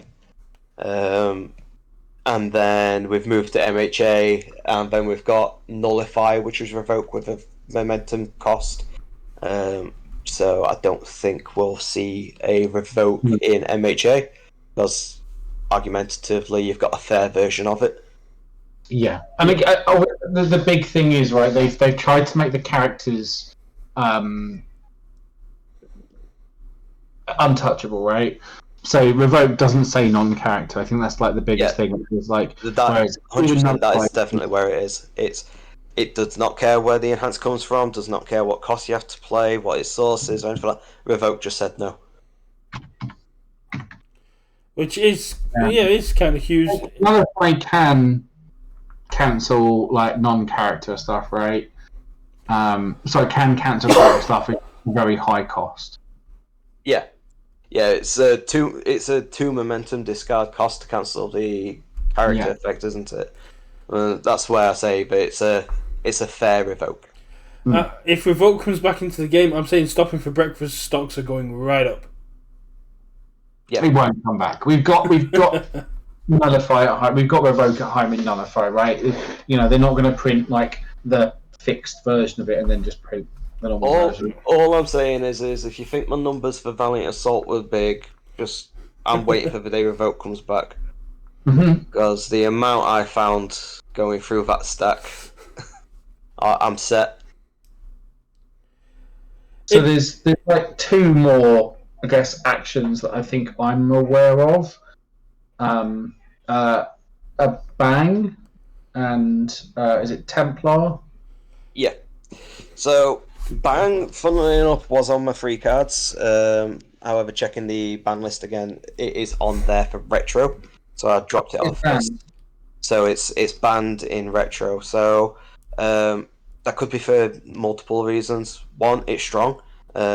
It's enhanced seal any card in your opponent's stage. So the main thing being their character, right? Yeah. Usually you just seal the character.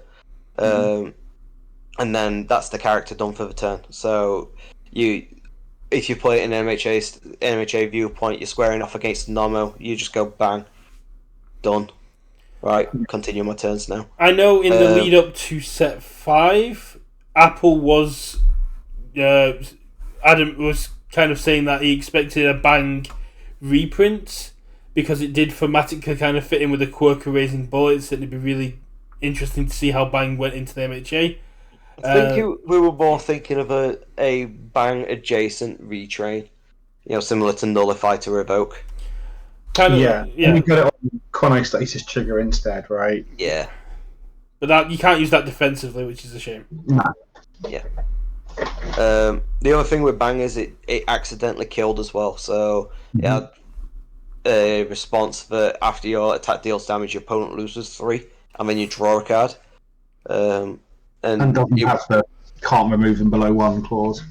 Didn't have the can't remove them below 1 clause, and it wouldn't be the single time where I've gone, my attacks hit, play Bang, draw Bang, play Bang, draw Bang, play Bang. Yeah. But and just accidentally drop 9 damage on the attack and go to next game. It might be something we cover when we come to Foundations, but there were Foundations that had static abilities that said your opponent's abilities can't reduce you below than 1 and things like that. So sometimes you didn't need that clause. Yeah. So, and Templar were quite a funny one for me. So Templar was MHA Red Horizon 1 as a Ultra, and then got reprinted in Red Horizon 3, but when it got reprinted in Red Horizon 3, they took Breaker off of it. Ooh. They went, yeah, we'll bring it back, but tone it down a little. So it was a response block. It had another effect. No one ever played the other effect. It did something about discarding punches. But it was a response block. I'd break a 1, and the response was after you block with it, gain 2 and draw 2. I think it were. Yeah. So it was similar to Manifest? No. Because Manifest, you block with it, you draw, you gain 2, and I think Manifest you don't draw, you just gain 2 if you block with it. More like a rejuvenating smash block, I guess. Yeah, so Manifest, I guess, is like, a little bit of a fixed Templar, right? You don't get the draw, but you still get the gain. Yeah, and it's like a 1 high rather than a 1 mid.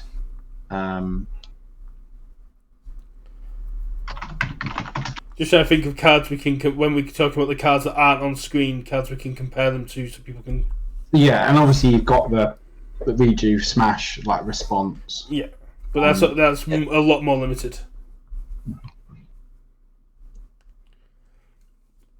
So yeah, like I said, the point on this one, on regards of actions, is just make sure while you're playing, just open that response window up. Take the pause. I played the thing. Do you have a response? No, right? Yeah. Your turn to do a thing. It's something I've picked up a lot more playing Freezer Burn, because once that card got printed, you've got Taiyaki Fanatic and you've got other cards that like just stop enhances, but it's always good to just before you start just going on and on, just be like, do you have a response? And then just wait for your opponent to go, I'm not doing anything during this attack, and then going on, because if you just go, I'll give it +2, and they go, pass, it's like, cool, I need to keep offering that option and before I do anything else, because they're not telling me just to go ahead and do all my enhancers. They might have something to do during this attack. It's also as well, it kind of like daisy chains from there as well, because then you have responses to cancel responses, or responses to cancel actions. It's just slow your pace down a little, just to keep the game state as it is meant to be, so you don't have those awkward moments of, you played that enhanced but you sped along and I wanted to revoke it. Yeah. If you're like playing repeated smash, if you got, I'll ready up, then I'll discard momentum to get the damage up, then I'll stop checks like, whoa. I've got a response to you ready and go. Yeah. I'll revoke you ready and stop this entire turn. Thanks. Yeah. Yeah. So you need to. I imagine it's something that you'd see more newer players coming in. The more competitive players or more seasoned players would be one of those people that be like, "Do you have a response? It's your response. It's your enhance." Things like that, because they don't want the board state get out of hand, because they don't want to get that potential rewind or game loss, or even warning, because that can completely impact the rest of your event. Yeah.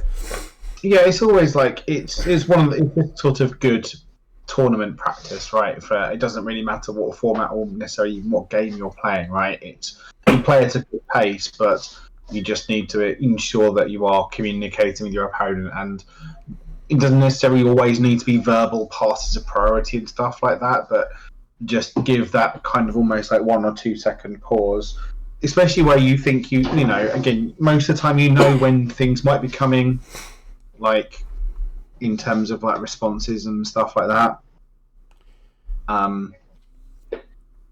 Exactly.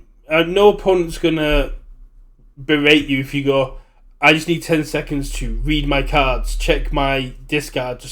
I need to know what I can do about this attack before I make a decision. But if you just sit there for, say, 30 seconds and you haven't told your opponent what's going on, they might start to get a bit irate with you because a decision that they're seeing could take 2 seconds.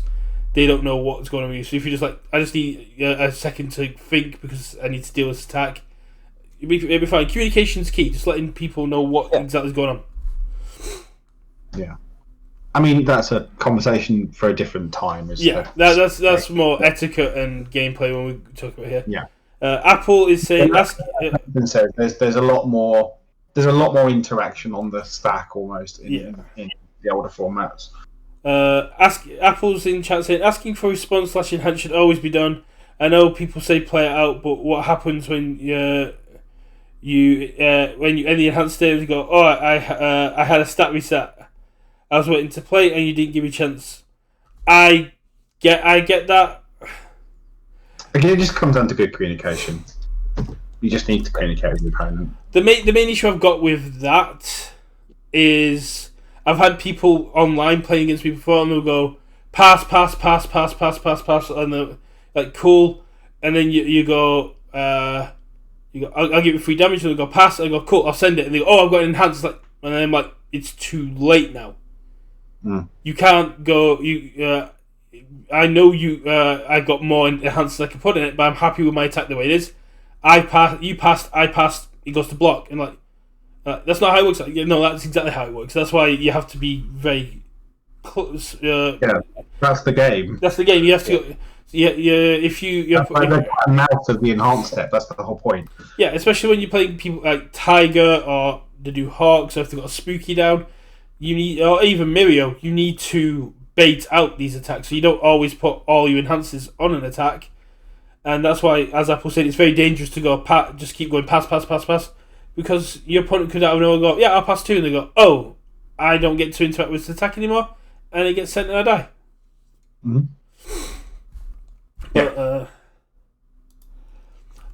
So anything more actions before we move over to assets? No, I think if we'd move on. Cool, so moving over to assets. Some very cool looking cards when I was looking at the assets.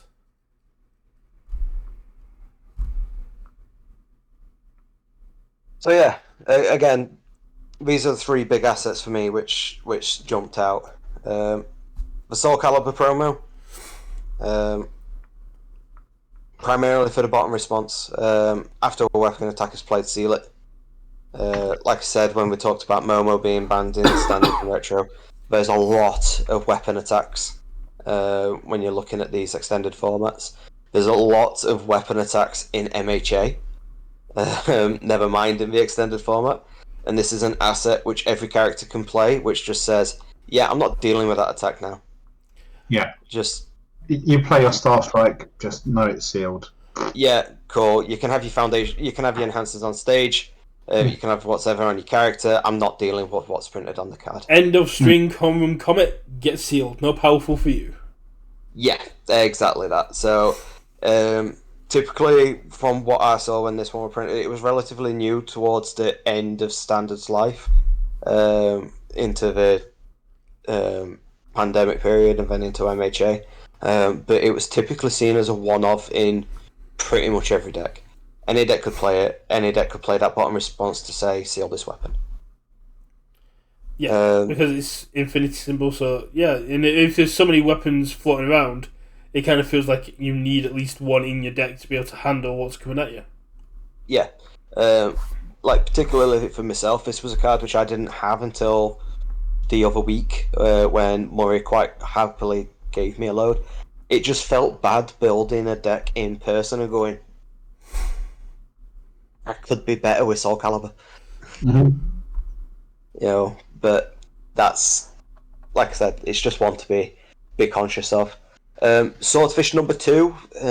This was one of the things which stopped me from hitting a combat ash. Add Swordfish to momentum, add this attack to its owner's momentum. Just abort the attack. Damn. So again, end of string home run comet. I'll buff its powerful. Cool. I'll put it into your momentum. Play your next card. You know, it just aborts the attack. You can have a momentum. I ain't blocking it. I ain't dealing with it. And Fort Negley, I like Fort Negley. I love the Fort Negley decks when they come up. I do not have the the brain space to pilot a Fort Negley deck. Typically, it's all about that static effect. You will use your own effects to control when the Fort Negley removes, and just clog up card pools. And just go, yeah, turns end.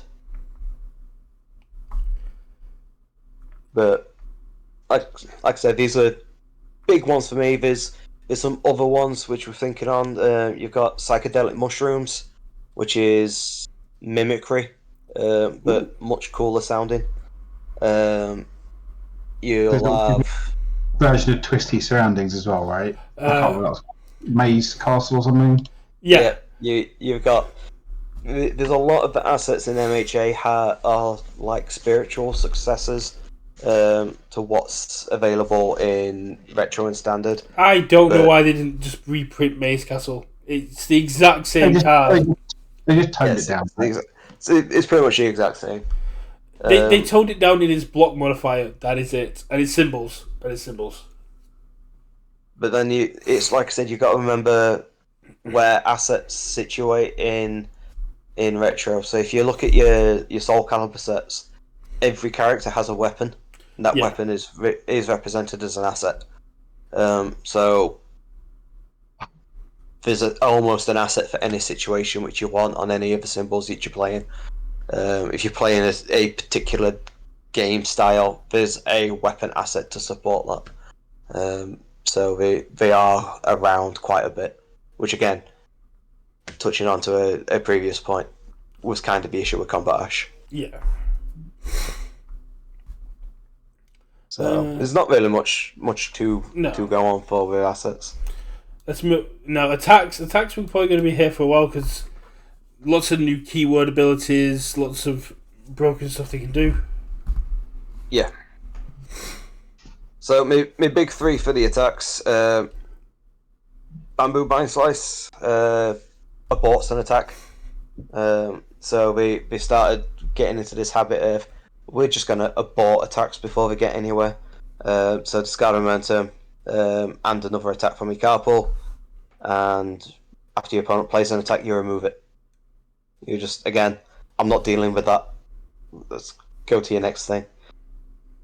Spirit Shotgun, just because it ends games. It is throw without the throw keyword. It is an insane amount of damage. So if it's completely blocked, still deals half damage rounded up. Is one of its enhancers. It gains 1 damage for every resource symbol in your card pool that matches with your character. So if you think basic, like ultimate basic, you're playing a deck which your attacks only ever share 1 symbol with your character. Every time you increase this card's progressive difficulty, it increases its damage by 1. Yeah. So like even just on its own, like on its face, it's a 4/8, right? Because you must have at least 1 symbol. But on its own, it's 4/8.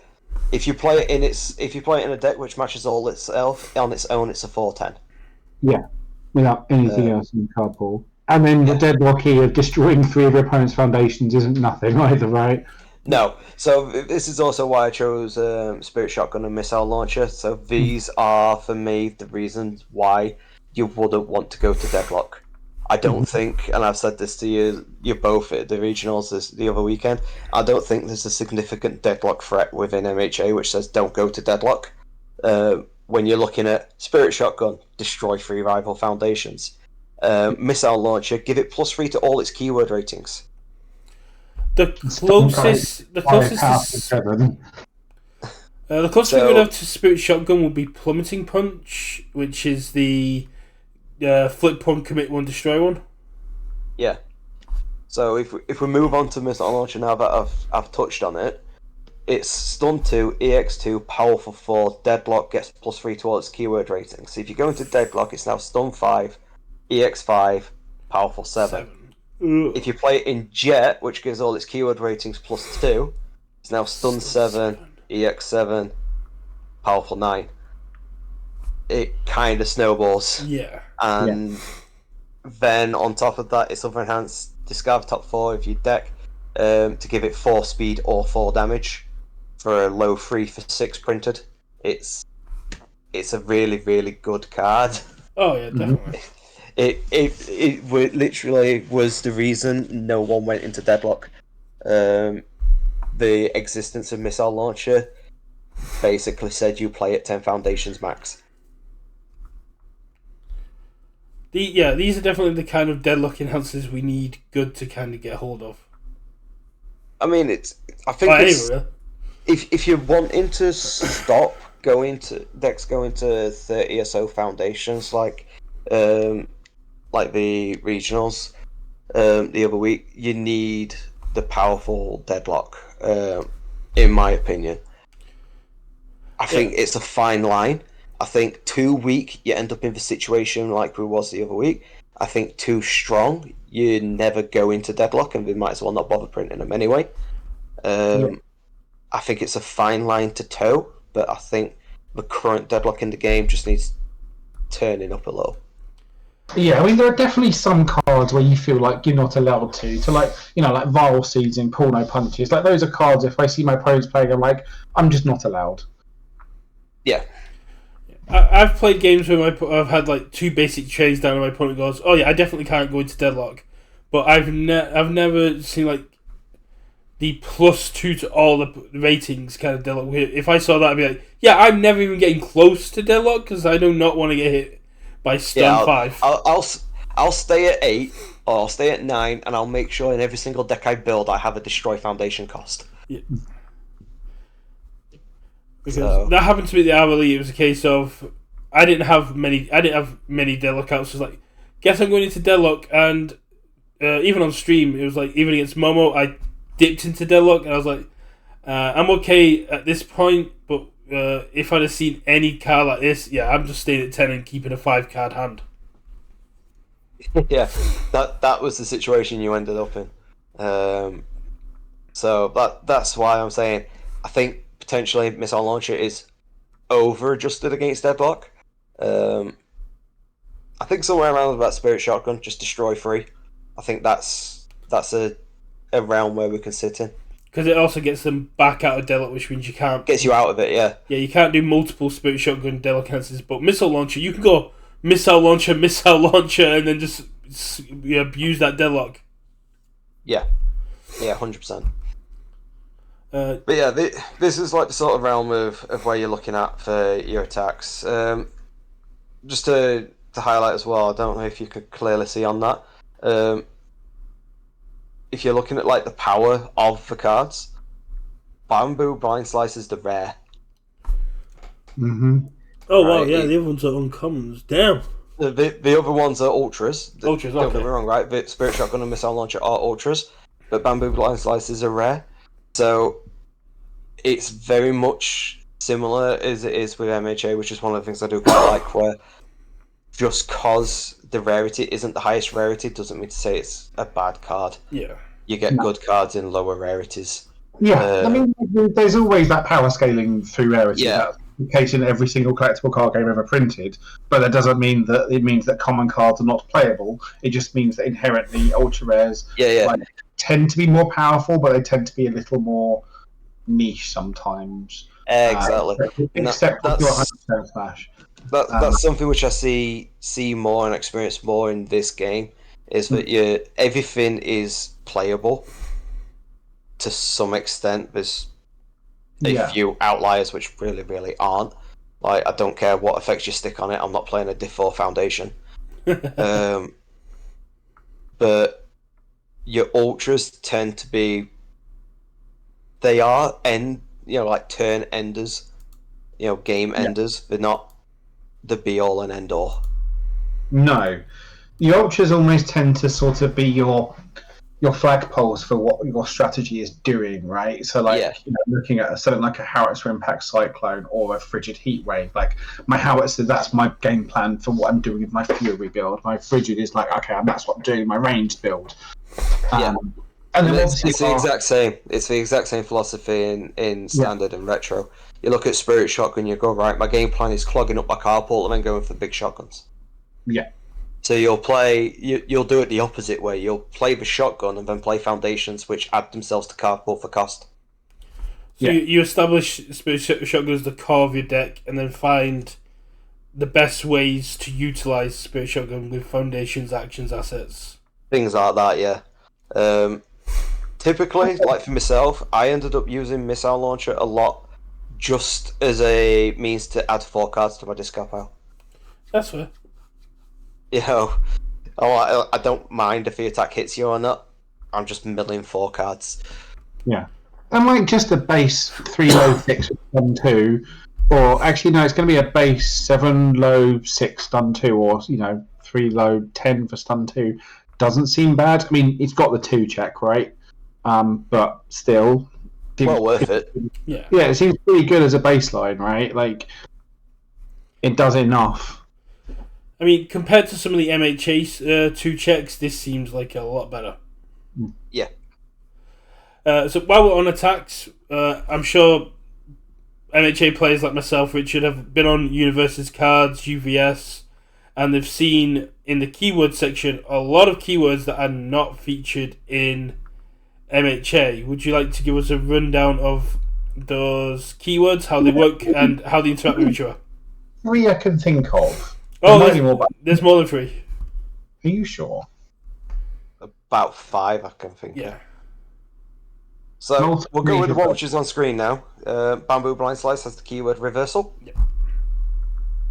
So reversal is a response, which is after you block, play this attack. So say you block with the Spirit Shotgun, you reverse with a Bamboo Blind Slice. You would then start the attack sequence where it basically, the best way to describe it is you playing the reversal is effectively the turn owner, so you start the enhanced steps. You've got the priority on the attack. It would then go through a whole attack sequence where now you're attacking your rival on their turn. Everything is the same. You pass on, you alternate enhancers, you get any responses you might want to play. Your rival then gets a chance to block the reversal, at which point block is still worked out the exact same. Block modifier plus speed plus your progressive difficulty, which is going to be at least 1 because I'm doing this on a reversal to an attack. And once your reversal resolves, turn gets passed back to your opponent, and then they can continue. Can they reverse the reversal? Yes. I mean, I guess that doesn't really do anything other than... There are some... It comes up when you are wanting to play an effect which says this attack played as a reversal. Okay. You have also got really dumb reversals. When I was playing in the RLE, there was a reversal attack that Dan Austin used against me that gained all the abilities of the attack that was blocked, and then he used multiple from the reversal to then play out multiple copies of the attack that he just played. Yep, so we can move on to that one. Before we move on to the next one, actually, while I'm talking about reversal, there's the counter to reversal, which is safe. Yeah. So if an attack has the safe keyword, that says your opponent cannot play a reversal to the block of this attack. So you're playing a safe, you know that if they block it, you're not going to get an attack thrown back at you. Yeah. Was there actions or foundations that would give attack safe? Yes. Yeah. Yeah. Invisible Iron Body from Street Fighter actually gave all your attacks for the turn safe. Ooh, that's pretty cool. So you're just like, yeah, I ain't being reversed this turn, we're all Gucci. Mm-hmm. So we'll move on to the next one since you've quite graciously put one on the screen. The next one's Multiple. So we've now got Rapid Strikes on screen. This is Multiple 3. So Multiple is an Enhance, which is discard X Momentum, where X is the keyword rating. Add X cards from the top of your discard pile to your card pool face down as multiple copies of this attack. It's up to X, isn't it? It's not. Yeah, it's up to. So if this one's Multiple 3, using the example we've got on screen, but you've only got one momentum, you can discard one and put one in. Resolving a multiple copy. Once you finish resolving the parent of, Apple just covered that as well. It's up to that much. So yeah, once you've finished resolving the parent copy of Rapid Strikes, you've gone through all of the enhanced step. Your rival has selected to either block it or not block it. You then move on to the multiple copies. No. You will work your way across your card pool. So copy 1, copy 2, copy 3, until you've run out of copies. Each one resolves as its own attack. It has an enhanced step. It has a block step. You don't have to make a control check to play them. You've already paid your cost. That's discard the momentum. The big thing is they're completely blank. They don't have keywords. Yeah. They have the speed, they have the damage, they have the zone, but they don't have any of the enhancers of the parent attack or any of the keywords, apart from Rapid Punches, I believe. Does actually give multiples an enhance. Yeah, if the parent copy gives the multiple copies a thing, then it gets the thing. If the parent copy doesn't, then the multiple is just the zone, the speed, and the damage of the parent attack. So last week I was playing this in Mina, because Mina 2 gives extra damage for face downs, and I could, if any of the multiples hit, I didn't get to resolve Mina 2's ability because it just didn't have any keywords. Yeah, they missed the keyword we needed. But on the flip side of it as well, if you played the multiple on the Rapid Strikes and the Rapid Strikes hit, you've got 3 more face downs in your card pool to respond off of Mina. Exactly. Before you even resolve them. Which was really cool. I mean, I ended up losing all my games because I got beat down to going turn 2. But yeah, they didn't go easy on you, did they? No, but I mean, Rapid Strikes is just insane for the. If you have 3 momentum, get 3 more momentum. Yeah. It pays for its own multiple. So yeah, that's multiple. Kind of like Echo on steroids. Yeah. I'll give you a nice lead in to one of the next ones, which is during the character section. You mentioned that you can stack characters down and use the abilities of characters. If only there was a nice handy way for you to get those characters into play without having to check them. Yes. So you can have attacks in with a keyword called Gauge. So it's another rated keyword. What you tend to find in a habit is a attack with Gauge will have a Gauge rating, which is usually its printed damage. So Gauge 4. For argument's sake, what Gauge says is you declare it as an enhance, so it is an enhance, and it applies a floating effect of if this attack deals its Gauge rating or more, you search your discard pile or your deck for a character and add it to your stage. It's really cool because you can just get one out from the zones. Yeah, you just turbo characters out. And it's the fact that it searches both discard and deck. So even if you've checked them, you can still get them out. If you haven't checked them, you can still get them. You always have the access to the character.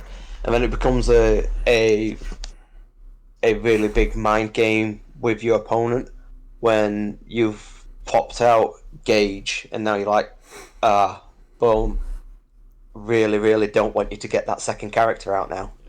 and then you end up blocking attacks which you usually would have just let hit because you can absorb it. Yeah, I don't know, your 29 health character, and this is a gauge 3. You're like, yeah, cool, I'll take the 3 gauge. There I was don't want that character, I'll block it. I can't remember the name of the attack 'cause it's been a week now, but there was one that you put into my deck that was a 1 low for 1 gauge 1. And it must have felt so bad for my opponents going, yeah, I can't let them get their extra character. I've got to block this very silly attack. Yeah, I any other day of the week, I'll just take the 1 for 1. It's fine. This time around, no, I'm going to put a block in front of it just so you don't get the character. Yeah. So just on that, like, just looking at, so I'm just sort of looking at a bit of UVS Ultra here. So there's only actually 30 attacks in the game with gauge, right, compared to 180 with multiple. So it obviously wasn't a huge. No, it was introduced in 7th Cross. Okay. I believe there's a foundation in 7 Cross as well that just gives an attack gauge equal to its printed damage. Yeah, it was the 7th Cross promo. Give it gauge X equals its printed damage. So, but yeah, it is a new keyword. Well, new if you look at the realms of all the keywords. Yeah. So, other keywords was We've done. I don't think the desperation, right, which Yes. we've kind of got. kinda. I think it's more in the realms of now that you've got desperation in a way where you won't get desperation back. So, for the purposes of the stream, desperation is a condition, much like deadlock. Once you meet the criteria, you are in desperation, and desperation is less than half health, which is important wording. So, back when I was learning the game and Apple was learning the game with me, there was the argument of, if I'm a 28th health character and I'm on 14, am I at desperation? And the answer was no, you've got to be at less than half health, not on half health. So when you look at it, if you've got desperation enhanced, desperation form, desperation response, you can only play those cards if you're at desperation, much like deadlock. You can only play deadlock if you're at deadlock. If you look at the attack which Brett's just put on, it has a desperation rating in its keyword lines, where it's desperation 3. So what that means is if you are at desperation, its difficulty is the rating. So as you are getting beat down, or as you are burning yourself lower and lower, your attacks get easier if they've got desperation rating. Yeah. Or the difficulties change. I won't say get easier, because there is cards where desperation goes up. They're very rare, but they're there. So desperation. So if desperation was still in the game, it would be like quick to act would be desperation. Your attack gets +1 speed. Yeah. Yeah, like desperation, your attack gets +1 speed, and that's all it would do. Yeah, that's all it would be. If desperation was a thing in MHA, quick to act will change to desperation enhance. Your attack gets +1 speed. Which is why I say, yes, it's still here, but we probably won't be getting desperation in MHA. No, I mean there are a few. That's what it was. Like desperation E's were fine, making stuff cheaper and being in desperation wasn't. I mean, they did dip the toe into it in set 3 because you got the Endeavor, you got the Eraserhead Foundation that says if you're below half health, commit a rival foundation and stuff. So, yeah, as Nathan said, it's still around. It's just not a keyword anymore. Similar to how Echo is a watered down multiple. Yeah. I The can't. only one I see is Dance, which is on a whole 6 cards, so you probably don't need to worry too much about that. You don't need to worry about it. It's a trait. Okay. Okay. It's nice and easy, that one. It has no impact on the actual. Yeah, I don't see any other ones here. Like there's only, which we kind of sort of pseudo have, but like they're just like you can only. I'm assuming that just it's a deck building restriction rather than having them. Yeah. So if you think of like when you've got the the name of the card's jumping out of my mind, but it's got Kurogiri Breaker. Yeah. Yeah, you only get to play the Breaker if you're Kurogiri. Well, this will be an attack which will it'll have Kurogiri only, which means you can only play it if your starting character is the character listed in the only. That's how only works. Apple in chat makes a very good point. The problem was, like Flash, when you have a character completely dedicated to desperation, it tends to be too powerful. And I guess you can kind of see that in set 5 with Yojo, where all of his cards really come online once you get to 10 health, and they all get really good abilities. And if you can completely dedicate your deck to getting to 10 and staying at 10, you can do some serious damage. Yeah. Yeah, but this is a discussion point me and Apple's had for a while. There's, particularly with Flash, it's good for every deck to have access to it. It's bad if one focuses on it. Yeah. It just don't feel good if I'm focusing on this this game state restriction, and I will get to it, and I will sit in it, and I will sit there comfortably and get all the benefits while you don't. It just snowballs. Yeah, it feels like desperation needs a very carefully fine-tuned diminishing point of return, because yes, you are making yourself within the kill zone, but if your desperation abilities make it so you can keep attacking without using resources, or have that defensive power to stay without losing any more health, then it doesn't really matter. So, from my own experiences on it, I was perfectly okay and happy with Desperation all the way up to Mortal Kombat's release. And that was purely because Desperation was kind of like... It's kind of like Echo and Flash is now, if you look at like the quantity of it. You'll have a few foundations, like we've mentioned, which will have a Desperation enhance. Sure, cool, that's fine. You might have one attack or one or two attacks a set with a Desperation difficulty change on them. Again, that's fine. Mortal Kombat came around, we released the Scorpion starter deck, and Scorpion is a starter deck which is based on Desperation. Yeah.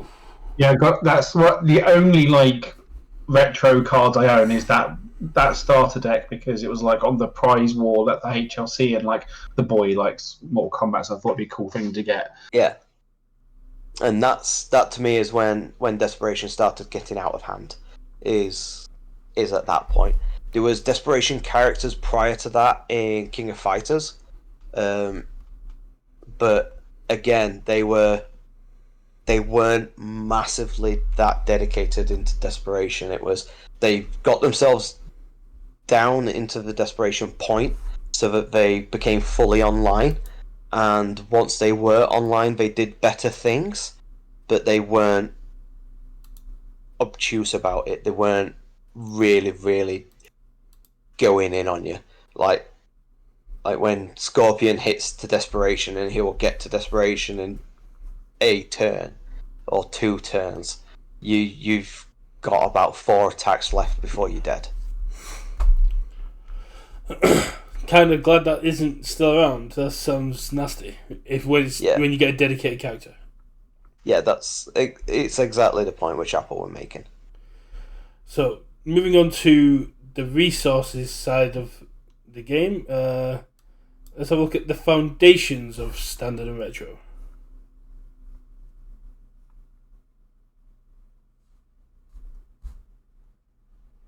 So, these, like I said at the start, you ask anyone who played, they'll pick your own. They will pick their own top 3. If you're going into the full retro, for me, these are ones which I think you need to be aware of. So we'll go for the really pretty one in the middle, High Seas Adventures. It is cheerleader, but free. Best way to put it. Attacks played, gains flash. Nice and simple. Balanced by the fact it's a free diff, a check 4 with no block, but you still played it. Either so it's played in retro the exact same way cheerleaders played in MHA. There might be a copy in main. It usually lives inside. You bring it in when you need it. Yeah. Well, without that momentum restriction, it's just a lot more powerful. Yeah, it's a lot more powerful without the momentum restriction, but it just feels bad when you end up stuck with it in hand. Like there might just be turns where you just can't afford to play a diff 3 foundation to get it out of hand, and then it just sits there doing nothing because you can't block with it. But yeah, it was very, very powerful when High Seas Adventure was released. This pretty promo you've got there is the second printing of it. It just looks a lot nicer with colours as opposed to the Kraken. Well, when you mentioned it, I looked at the cards. I'm just going with this one. It looks gorgeous, and it's been centre stage. It's a beautiful card. Yeah. For those who want to go look at it, the other one is a Kraken eating a ship. So Copenhagen training, I think for me sticks out in my mind because when it came out, it did what no other foundation did. I can't recall anything prior to it in Jesco era which did what it wanted to do. So it was quite simply response flip, and remove keywords. It just disrupted stuff so much, and telekinetic mastery, TK mastery. It's been one of the first flip costs, right? Because it just says turn this foundation face down. It's like it's all very wordy, and so that's exactly it as well. They had a lot of changing the words of how they described the effect. So if you go into the cards, you'll have turn this foundation face down as opposed to flip. It means the same thing. If you have things which say flip cost, it refers to turn this foundation face down as well. You'll see that as well when I mentioned the keywords. I had safe as one of the keyword. There'll be cards printed prior to the introduction of the safe keyword which have the effect of safe printed on them, so your opponent cannot play a reversal to this attack. Those all effectively got the functional errata to say it's got safe. These costs are the same. It's been changed to be flip. Add to stage face down as a blank foundation has been changed to build. I guess that kind of makes sense. If something's going to become a staple within the game, creating a keyword for it is better than having to keep explaining, like how we're now getting the keyword mill in the next set rather than just keep discarding the top card of the deck. It's actually, I mean, that's really weird how they've got mill, because like obviously the etymology of the mill is from literally the card millstone from Magic, right? So it's weird they're using that as a keyword in this. I know Magic are using it as a keyword, but it's weird they're using a Magic card. So it's weird they're using effectively a word that only has any sense or any understanding or context from a Magic card that was printed. I'm pretty sure it's like become such common phrasery among all CC and TCGs that whenever you discard a card from the top of your deck, you are milling a card. Because that's literally due to a card mill. Right? It's all thanks to Millstone. It's weird that it's only very recently that Magic's actually keyworded it to milling, right? Magic did the same thing, but only very recently. But it doesn't make any sense for a game that has nothing in common with Magic to use a very Magic-based keyword, right? We might end up in a Magic card situation from Yu-Gi-Oh, where Wizards of Coast like, we're going to need you to change that keyword because back in the early 2000s, late 90s, we own it. Yu-Gi-Oh had Magic cards, and then Wizards of the Coast went, "Nah, mate, you're not doing that," and then they mysteriously became spell cards in the 2005-ish. It also affected the second set of the game as well. So the second set of Yu-Gi-Oh was Magic Roller. That's now been changed to Spell Roller. So it all got changed up because Wizards of the Coast were like, no, Magic is our word. So we might see a similar situation, but I imagine UVS, after the stun grenade situation, have gone very carefully with a tooth comb to make sure that they can use these words and that they're not going to get into any kind of trouble. So who knows what's going on behind the scenes? I think it's possible that it's under like I don't know, like fair use type thing, and that it's synonymized. It's synonymized. I'm not going to try even further, but like the word has become synonymous within like gamer communities, right, as knowing it as milling, and it becomes to the point where it's non-copyrightable in that everyone uses it. It's part of language. It's part of to the point where It's you now use common it. language. It's Yeah. It'd be like trying to if they replaced removing a card with yeeting a card. I doubt that anyone will be able to go, oh, you can't call it that. It's like, but it's synonymous with kicking something out. Yeah, exactly. So they can't use. Obviously, tap has been copyrighted because that was very early on. But I think with mill, it never was. It was just kind of slang, and it's now just probably so much common parlance, common slang within card gaming circles that they probably couldn't copyright it. It might be the same for because discarding a card from your hand probably is probably the most common phrase. Even the hand is a common phrase, and Magic's 33 years old now. It's a lot of the terminology we use in all these kind of games has some sort of origins in Magic. Drawing a card, discarding a card, I'm looting. They got the card Perfect Looter from sometime in the 90s. I think it was let's get back to the point at hand. We had Apple saying that High School Crush is one of the big three he would have mentioned. Yeah, High School Crush was a very powerful card when it was out. I'd potentially argue it still would. It is actually in the list if we get to it at the end of the video. We can have a sense over that to have a look into it. But yeah, High School Crush is a very, very powerful card. I guess Foundations still do the same thing they do now. They support attacks, they support defense. They just help you get there. Is there anything that Foundations have been able to do in the past that they no longer kind of support as a function in MHA? So I think the only train of an effect which I can think of which was in Foundations which hasn't come back now is Foundations which replace themselves. And what I mean by that is you'll have a few Foundations which were printed which had a static. When it was destroyed, you build cards. So, like, Precious Lessons or the new Kirishima attack that says when you destroy a Foundation, this turn you may build one, but on themselves. On themselves. Like, they were one, it was like Glacial Assault or something like that. It was a diff 3, but it had, when it was destroyed, you built 2. That's pretty cool. So that's about the only effect which I can think off the top of my head in this format where you'll see those sort of effects as opposed to what we're normally seeing in MHA.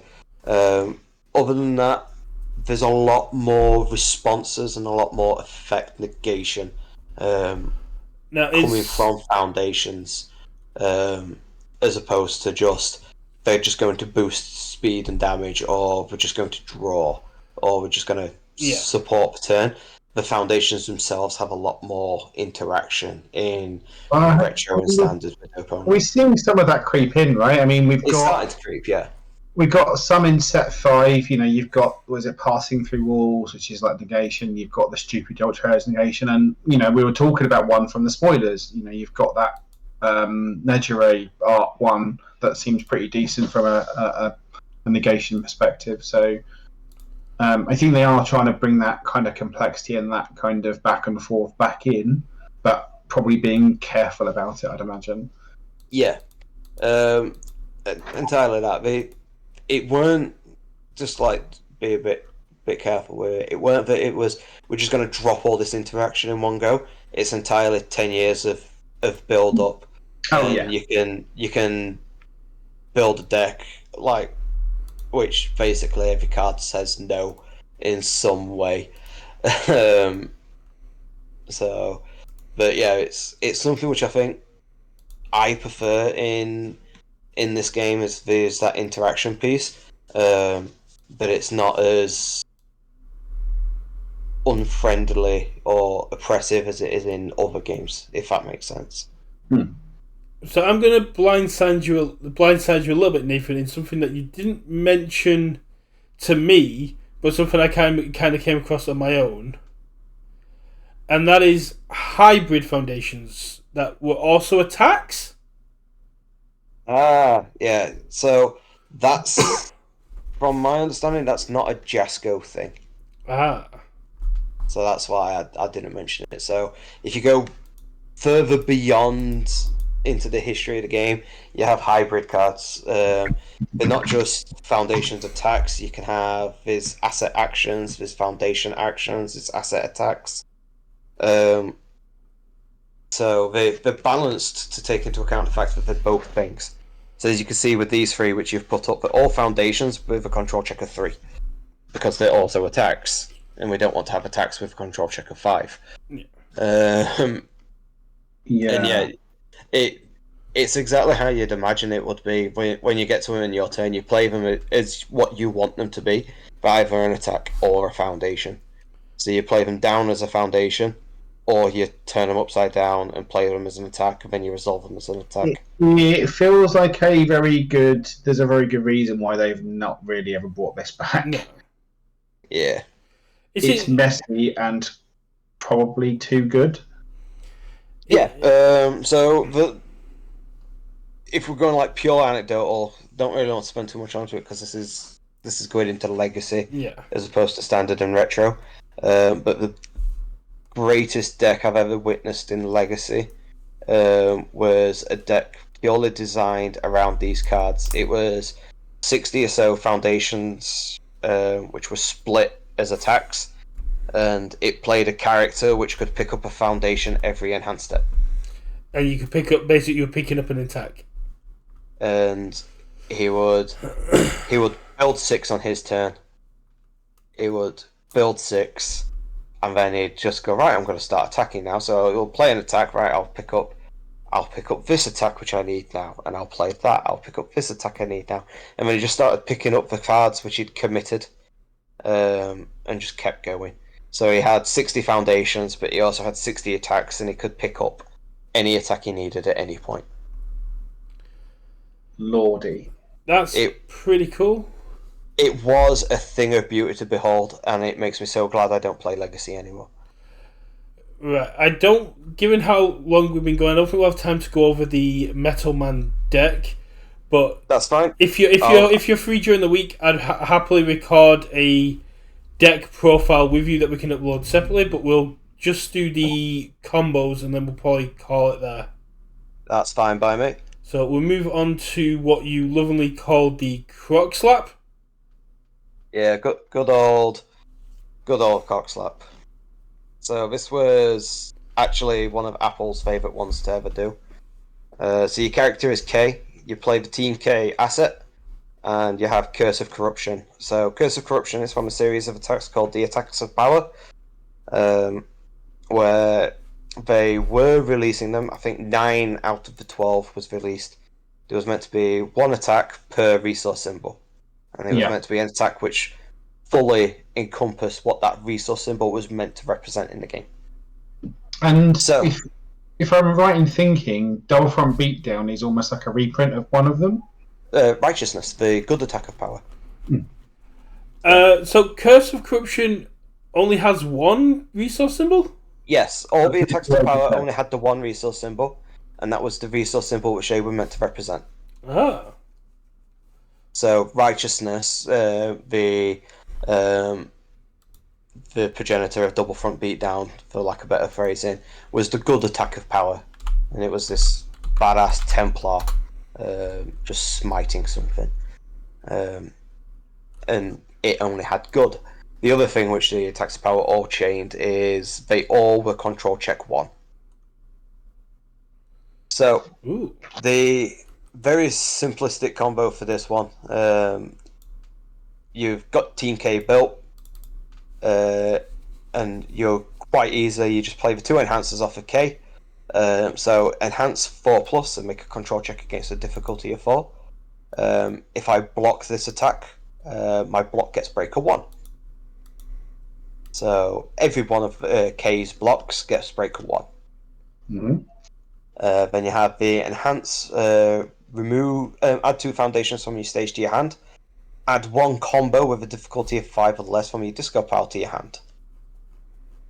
Your next combo attack this turn gets -3 difficulty or -3 to its block modifier.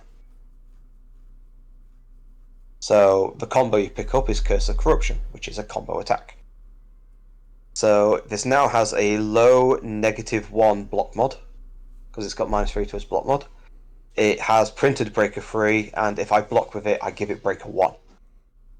So you play your block, you'll then respond off of the team K you have in stage, discard a card, which will be one of the 2 foundations you picked up to pay for the cost for K to pick up your Curse of Corruption.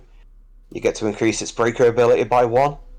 Because it doesn't state all abilities, you have to pick one of the breaker abilities, but argumentatively that don't matter. You block, you proceed to play breaker 4, then breaker 1, and say, pass your turn now, please. At the end of the turn, everything then goes. The Curse of Corruption now goes to the discard pile, which is exactly where it was at the start of the turn for K. So you could repeatedly break a 5 someone every turn, provided they play a low or a mid block, a low or a mid attack. Yeah, I suppose the only thing is that you're just like debuilding yourself twice to do that, right? So yeah, you pick up 2 foundations to do that. But you're applying a lot of breaker and a lot of control to the turn. Yeah. Yeah, this is a very shallow combo for the breaker of ending the turn. So it's not that big of a card investment if you think of how many different cards I need, especially when we go over some of the Takeda combos. It's just my character's asset, and 1 attack. And you can just end a turn when you decide, right, I've had enough of you playing this turn now. Makes sense. It's a fairly decent combo, and I know it's one that you, as part of Team K, have been playing for a while with Apple and somebody else, I believe, because it's 3 members of Team K. Yeah, so I was playing the Maxima the other day. Apple played K. No one plays Cooler. No one does that.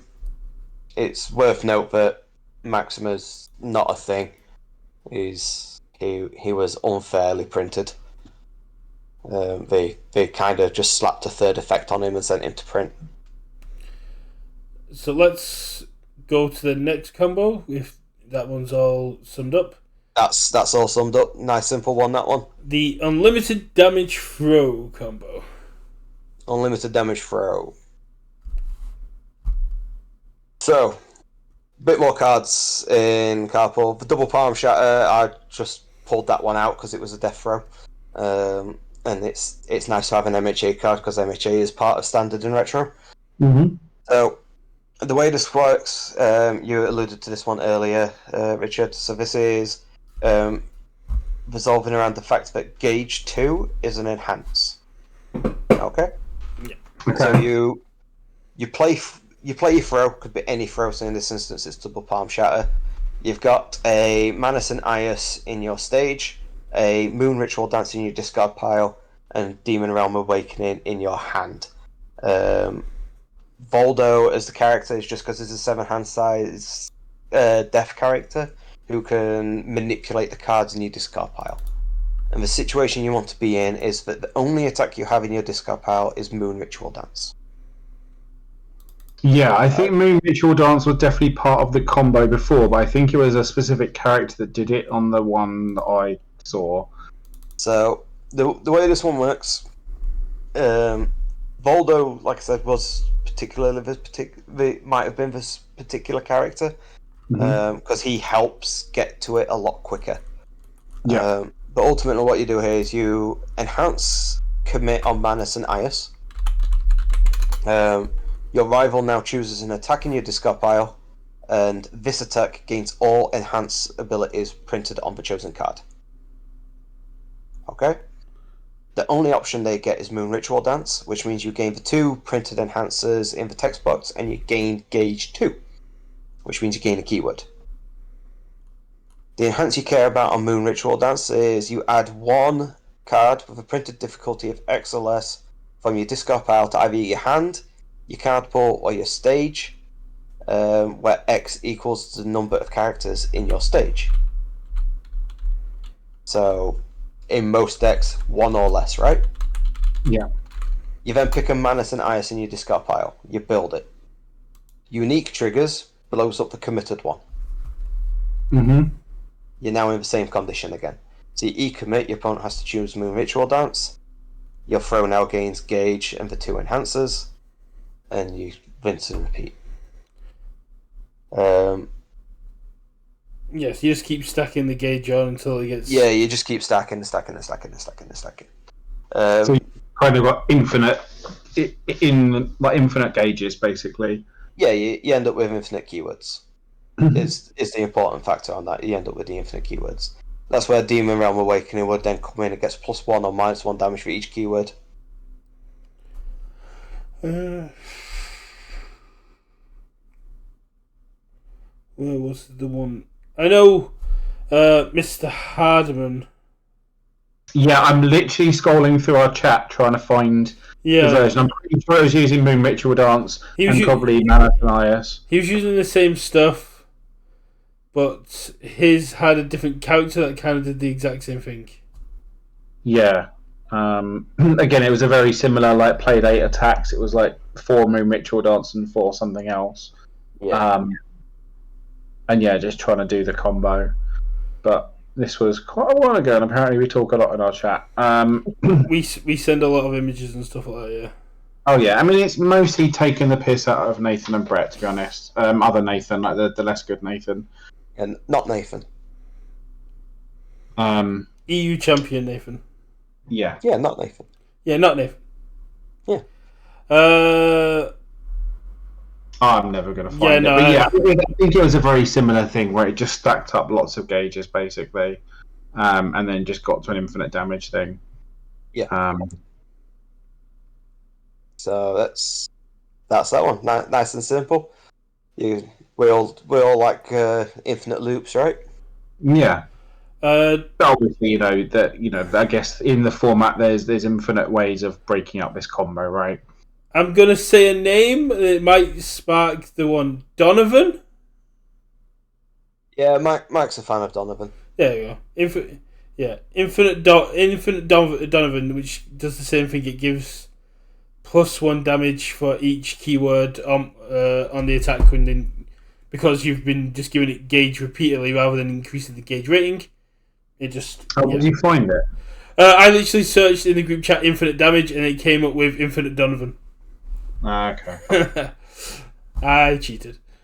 But one of the main reasons I wanted to talk about Standard Retro is because of the side events, but it's great we've got you on, because on last Friday you did a nice little event at your locals going over, which was a sort of play on Standard, where so I'll let you explain what they did.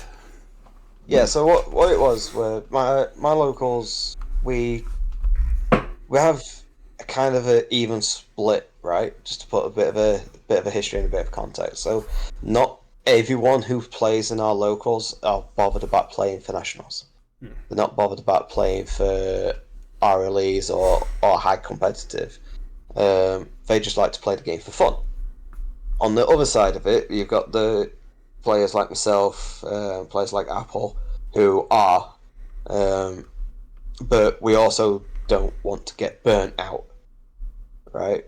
So we don't want to go testing for the RLE, playing in the RLE, and dive straight into testing for nationals, then playing into nationals, and just get burnt out, and because mental state is a good aspect of this game, right? Yeah, I mean, that's absolutely the case, right? You can go too hard. I think you can think too much about things. You can yeah, play, as daft as it sounds, you could play the high level decks too much, but you can no longer play them. Yeah, and especially with nationals being exactly 7 weeks after the RLE. There's quite a few people that are going to be at high risk of burnout because you've gone straight from RLE prep directly into nationals prep. Yeah, and there's people who put a lot of pressure on themselves to do well, right? Yeah, and don't necessarily take it well when they don't. Like, it's certainly something I know Tam was talking about on his stream, and he was just like, "Look, I'm seeing everyone else get these top cuts, and I'm missing out." And it's like, I get it, but also like, game hard, and there's lots of good players, especially at competitive events, and like, I think sometimes, even no matter how good you are, and also like there's variance in the game. Like, sometimes you flip a 3, man. Like, and that's just what it is. And I think if you invest too much in it, you are going to get burnt out. It's going to affect your mental state. I think you sometimes got to remember is sometimes you just need to jam a storm of blades and live your best life. You know? That's it. So what we decided, I pitched an idea to people, and I was calling it Old Dogs, on the play on the version of Old Dogs New Tricks, where you select any character in the Jesco era up to MHA. We originally weren't following the retro list, but we've implemented that now. So any character from Red Horizon 1 up to the release of MHA 1 was your starting character, but your main deck had to follow MHA restrictions. So main deck onwards was MHA 1 up to MHA 5 with the MHA ban list, but your starting character was not MHA, anything older. Okay. I mean, that's not really good from and also from like maybe a card availability point of view. Like, picking up a single character is going to be cheap, reasonably easy. Like, I'm sure Exactly. They only need one copy of the character. They've probably got loads sitting around, and then you don't have to get out and go get all these old cards. You know necessarily how they work. I'm assuming using standard MHA rules, and not like having to worry about symbol trading and all that stuff. Exactly that. So everything about the game was MHA, which they knew. We was leaving it as everyone just uses their MHA card pool base. So like, if I was playing it, if Apple was playing it, we didn't get an unfair advantage because we just pulled out our retro stuff and started hitting people with missile launchers and fatalities and things like that, revokes and whatnot. No, they're off the table. We just had access to the characters, and it's exactly like you said, Richard, right? A character isn't necessarily hard to get, it's getting one card. And the majority of the players just drop me a message saying, I want to play this character, have you got it? Yeah. And again, because it's a casual format, you could just proxy a character and no one's going to give it just proxy it in. Just sit with your phone with UVS Ultra with the character on, saying, yeah, that's it, and you tap your phone. So with the MHA deck building, were characters allowed to be in the deck, and did you use the ban list for Retrothon? Like, were people going to be showing up with Combat Ash and Quan Chi? So for the first one, we didn't use the ban list. There was even a question which came out from one of our players where he was asking the question of if it was a character printed by Jesco, it's good to play, right? And that's because when I was going through my pile, I found some Jesco staff cards. Oh, right. Right. So it's like when you're looking at it, it's like one of the staff cards was enhance this attack gets +5 damage, and I start with 2 foundations. Get me the Shane Duckworth blow up a foundation. My next check gets +3 and add a card for my discard to my hand. This dude has 41 starting health with a hand size 6. Woo! I found the Jason Hronsky card, which were every time I make a check, add the check card to my momentum. and then my attack gets powerful X equals my momentum. Yeah. Yeah, it's like we kind of had to put a stop on that. It's like, no, it had to be released. It had to be playable. But we was relatively fair. I think I was the only one who came up with a character which was on the ban list, so I played Maxima. And then from that, I dropped a message to them saying, look, should we implement the characters which are on the ban list as a no-go if we're going to do this in future? And the feedback were, let's introduce the ban list. So there's 21 characters on the retro ban list. So that's not a lot if you actually look at the pure card pool you have available to you for characters. Yeah. But yeah, it was just a load of fun. You could create random combos which wouldn't necessarily work in the MHA, just by how much more powerful the character was. For lack of better phrasing, not saying that all MHA characters are weak compared to retro. It's just. So I've just looked up the Mike Hardiman card. I'm starting to understand why Mike likes Momo so much, because his characters are his number 2 character is quite similar. Yeah, but this is one which I always keep having a go at Mike Hardiman for. You had to take 2 goes at a character to get a good one. Well, I was just thinking, if you could play anything that Jasco printed, I'd show up with like Momo face cards with Mike Hardiman on the top of the deck. Yeah, it was a consideration. I believe that's something which Apple was thinking about doing a while back when MHA first came out. It's like Mike Hardiman 2, Momo stuff. It just looks like it's meant to be. And obviously, Mr. Keith has like 3 characters. Yep. And Garrett Brett goes up to Garrett Brett 5. Okay. Damn. But unfortunately, you can't play all of them though. Garrett Brett 1 is on the ban list. Garrett Brett 1 is on the ban list? Garrett Brett 1 is on the ban list. There is, from memory, I can think of 4 champ characters which are on the ban list. Why does Garrett Brett 1 look like Shaun of the Dead? I mean, that's a question for him, right? But yeah, there's four champ characters on the list. I think there's a load of champ assets.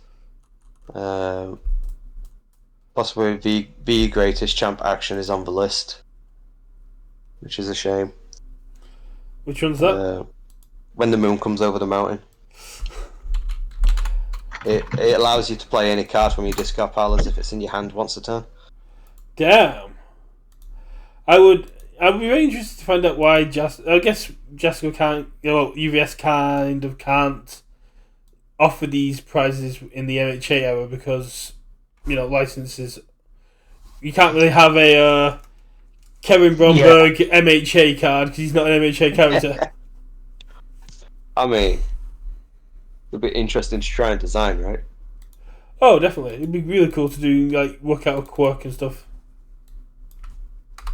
Yeah, but I mean, you could. I still think there's ways. I don't know. No, they're too tight over their artwork, right? So you could have them. You could design something and not necessarily call it the Kevin Broberg card, but you could do a foundation that it's that is in the MHA style and get him to design it. But there's no way that I think the while we're talking about this, let you do a kind of anime Kevin Broberg in some artwork with Deku, right? That ain't happening. So while we're talking about this, we have someone in chat saying that it was a very good time. And I'd really love to see this format take off because I'd love to go through my retro cards that I've won on eBay and try and find a character. But for those of us that aren't aware, it used to be the old national rules that the national prize, that when you won, you got a card and you worked with the design team to get yourself a card. And there's the most famous character card, which is is it Bromberg who's got the second place player driving the car that he's sat in the back of? I'm not too sure about that one. I know you've got Drag to Victory, which is a UK team asset. So to elaborate on that, your card you designed was dependent on the format you played. So if it was standard, you got a character. If it were team format, you got an asset. If it was extended, you got a action, and if it was legacy, you got a foundation. So extended was like retro, old title for retro. And that's why we've got the United Kingdom of Smash as an asset, because that was the team one. That was a team one. So you've got the asset Drag to Victory, which actually does feature Hardiman in the artwork, but that is called Drag to Victory. And if you look at the artwork, it's two people in a cart being pulled by a third person.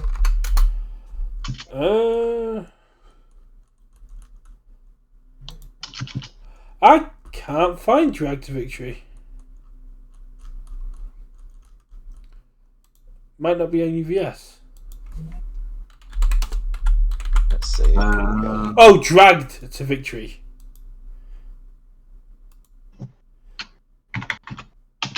Yeah, there we are. Yeah, it's Dragged to Victory. Let's get it up on the screen. I'm just gonna say. So where's Hardiman in this? If memory serves, he's the one asleep at the back. Yeah, he's not the guy in the front, so No. I'm sure I've seen someone else use that face of the guy in the crown as their... Oh, so Hardiman is the guy just sleeping over the edge at the front. Yeah, so I believe the story on this one is the guy at the front, he didn't drop a game the entire tournament. Oh, damn. So he quite literally dragged that team to victory. And then you had Mike, who was at the back, who was... dragged to victory. He was dragged to victory. So... but you can have some... You got to have some good fun times designing the cards. You could have some jokes with it. There's so much aren't, let's say, quite safe for work when you start looking at some of the assets which have come out from the States. And we know UVS staff have all got their promos, because when you go to an event that has UVS staff, they usually have gunslingers where you can take on the UVS staff cards and get some kind of prize or get some kind of reward for taking down one of the boss battles. Yeah.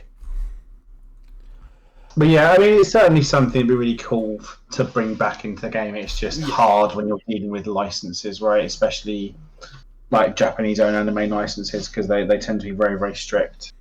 But hopefully we get something like this back.